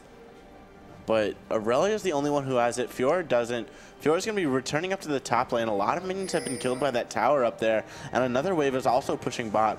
Right now, Cuck needs to either group and take Dragon, which there's pings to, but Graves is going alone. Might meet Volibear in the river. But it looks like they're just going to pressure mid, which really needs to happen. And you know what? It's kind of interesting to see that We the Best have fallen so far behind because their early game was extremely, was just very profitable off of getting so many kills. And Graves has been able to come back into the game. Not really, actually, but... I definitely think We the Best plays better as a team, but Cuck just has that raw skill coming through, and it definitely shows. They aren't that... We the Best is not down by that much. Only 2,000 gold, so they still could take this game. And that's a turret. That's really all it is. Once they get another turret to tie up the turret game, it should equal out the gold. Well, 2 turrets. 2 turrets, that's true. Because our turret's about 1,000 gold, but that'll have to wait because Ambrosia taking a lot of damage. That's Fiora dashing in, does pick up the kill, has the heal from the Grand Challenge, but isn't able to stay alive. Puts back some more damage onto Enrique. But wow, that Fiora is actually pretty strong. Rake City, however, does get locked up. He takes a lot of damage. Chrono Break to get him away, but it's not the direction he wants to go. Landed. Jake City, or Rake City, going very low. Meanwhile, Sir Cable looking for True kills shot here. barrage. Kevin goes very low, but that's going to be the wild growth to The keep him Zilean alive. ulti, though. Yeah, he's coming back once again, but Polymorph Not right into a enough, little yeah. cupcake, taken down. This Zilean, for being a first pick, has not really come to fruition very much. The ulti's not really being as game-changing in these fights as you want to. No, definitely not. And I don't think that the time comp is really working out. I think they may wish that they can Zilean turn and back Echo. time and go to Champ Select and Ouch. fix their composition. These jokes. Hey, Lamau. Boys. Alrighty. So if we could actually look at the gold values really quick, Jason. And Aurelia also did pick up a Ginsu's Rage Blade and looking to opt into a Triforce right now. So yeah, it looks like... What's the Irelia's gold? I don't... Jason, could you move the mouse really quickly? Sorry. 7,000. 7.2. So he's 400 up roughly. Yeah. Mid lane's about 1K. Surprisingly, same as AD carry. Graves has more gold than Volibear. Yeah, it's not a huge lead, but overall, just a little bit better. Now DJ Myrade in a bit of trouble, takes a lot of damage from Rake City. He'll pick up a kill, his 4th of the game. Looking pretty strong. That ward behind Dragon Pit was what was able to allow them to get that. Yeah, now Ambrosia taking a lot of damage. Exhaust is down. He goes down, as well as Fiora looking for more. Does end up falling, not able to pick up anything. Sir going down. Whoa, uh-oh. Ezreal's going to pop off right here. Triple kill incoming. Yeah, Colby went down as well, so that's going to be 4 for 2. A little bit of over-aggression from WTB. They thought they could bite off more than they could chew. Yeah, they wanted to go in there once they saw the Aurelia alone, but didn't realize that his team was right behind him, ready to back him up. And that's exactly what happened. Ezreal just picked off the stragglers. Yeah, so Guinsoo's has been picked up, as we were talking about, for Ambrosia. He's going to be a very strong duelist. However, I mean, we're looking at kind of the same story with Always Triggered. It just really depends on who's going to be able to win those 1v1s, because they're both going to be looking to split push. Oh, so much damage coming out, but Kevin GG not able to pick up the kill just yet. Colby goes very low, does get picked up. No time to use Chrono Shift. I mean, there was time, though. I mean, he didn't think, I guess he didn't think that it was going to come out, or maybe he was holding it because it wasn't worth it, or I don't know. Misjudged. Questionable first pick Zilean. Ooh, Sir Cable looking for something, but he goes down instantly. Rake City almost getting taken down in one shot, and now Fast Strafe does get taken down. Dash of the wall from Enrique, and the rest of the team has gotten here, but Always Triggered fairly low, looking for the kill, but isn't able to get any damage down on Ezreal. He's going to pick up more. Triple kill for Enrique. And this first pick Ezreal actually coming into fruition for Cuck. You know, they weren't able to do a lot early game. Ezreal is a very scaling late game, and now they're going to be able to pick up this inhibitor and return back to their base with a lot of gold. Yeah, Inhib picked up. WTB looking to lose their first game. Yeah, 20 minutes in now, just took a huge lead once again, 10K ahead for Cuck. Out of nowhere, it seems like almost as well. I mean, WTB, they played very well, but they're going to lose their second Inhib here. Maybe another player. That'll be the Chrono Shift there to keep Kalista alive, but she has to flash away. And nothing really more to be said. That's going to be Sir Cable going down as well. Rake City comes through, pops that Time Winder, gets some damage down, and Fiora is here, but there's so much kite from the rest of Cuck. They're going to dash over Chrono Break to keep Echo alive, but Ambrosia gonna blow up here. Will go down. Fast Strafe picks up that kill, but I don't think it matters at this point. Still 11K gold lead for Cuck. Man, they're just kind of toying with their enemies. Yeah, they're kind of hoping to bait them into an unseen situation, but they're not going to fall for it. They're going to back out, probably go back here, either push another turret or just go straight for the win. Yeah, I definitely think this is going to be a Cuck win. Yeah. Going into game number 2, let's start thinking a little bit about like what we might see. WTB, banned. I think Ezreal might have to get banned here. But even so, Enrique, I think he's going to be pretty strong on other champions as well. I agree, but just getting that poke and that late game damage is just so necessary. Yeah. And like, I'm also surprised we haven't seen any Corkis this tournament, even though he was like changed or nerfed a little too. But more not nerfed, more so balanced in my opinion. So nerfed. Yeah, but he's still OP, so it's not even whatever. Yeah, they made his package a little smaller. It was too big, but Fate's Call coming through. Kevin GG does get stunned up, but Colby is the only one there. Now Fast Strafe jumping over the wall, not able to do much. Always Triggered goes down before the fight really even begins. Fast Strafe gonna go down as well as Zilean. Oh no, Zillian's still alive. Does get taken down though. Double kill for Brand, looking for more objectives. Looks like, they could just run for the base. That's what I was gonna say. They could go they're down gonna clean house right now. first.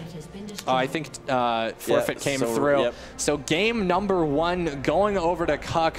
What a great play there, WTB. Yeah.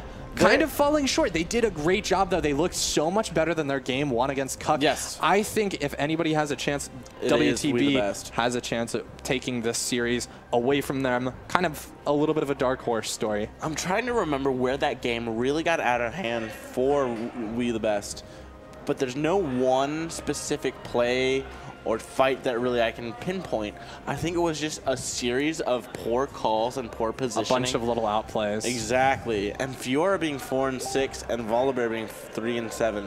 They really need to think about maybe, you know, getting a little bit more defensive top laner.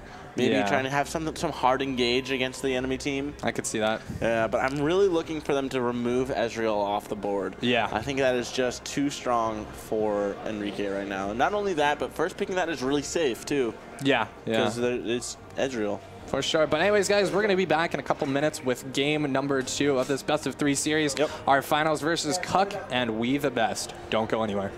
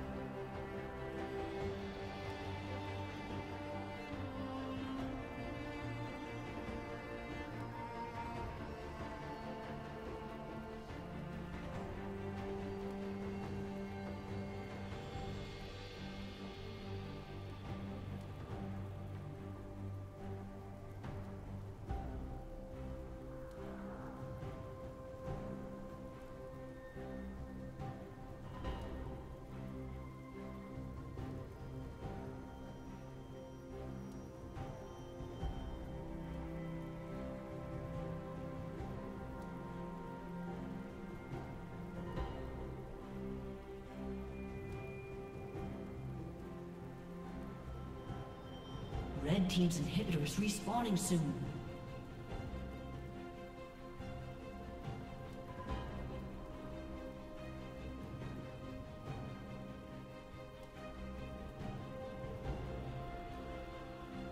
Red team's inhibitor is respawning soon.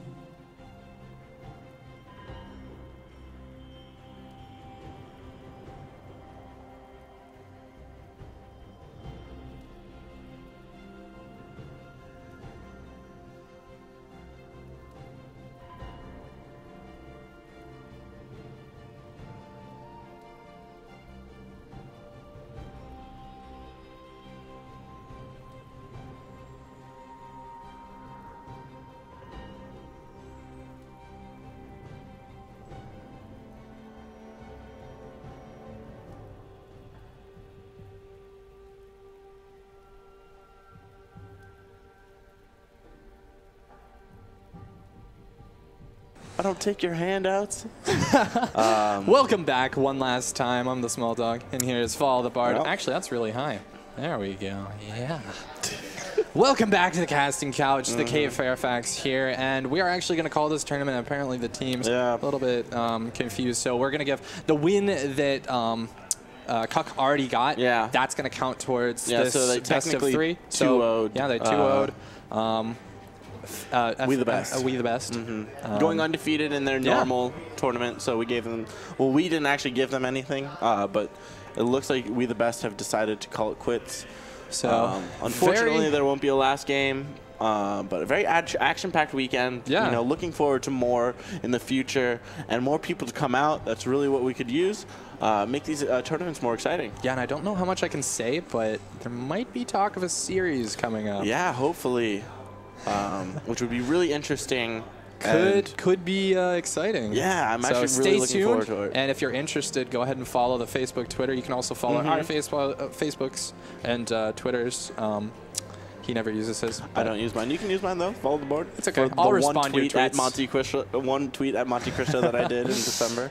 But anyways, guys, I think that's it from us here. On behalf of myself, the Small Dog, and Follow the Bard, and the rest of the production crew, I'd like to thank you guys for watching, and we will see you all next time. Later, guys.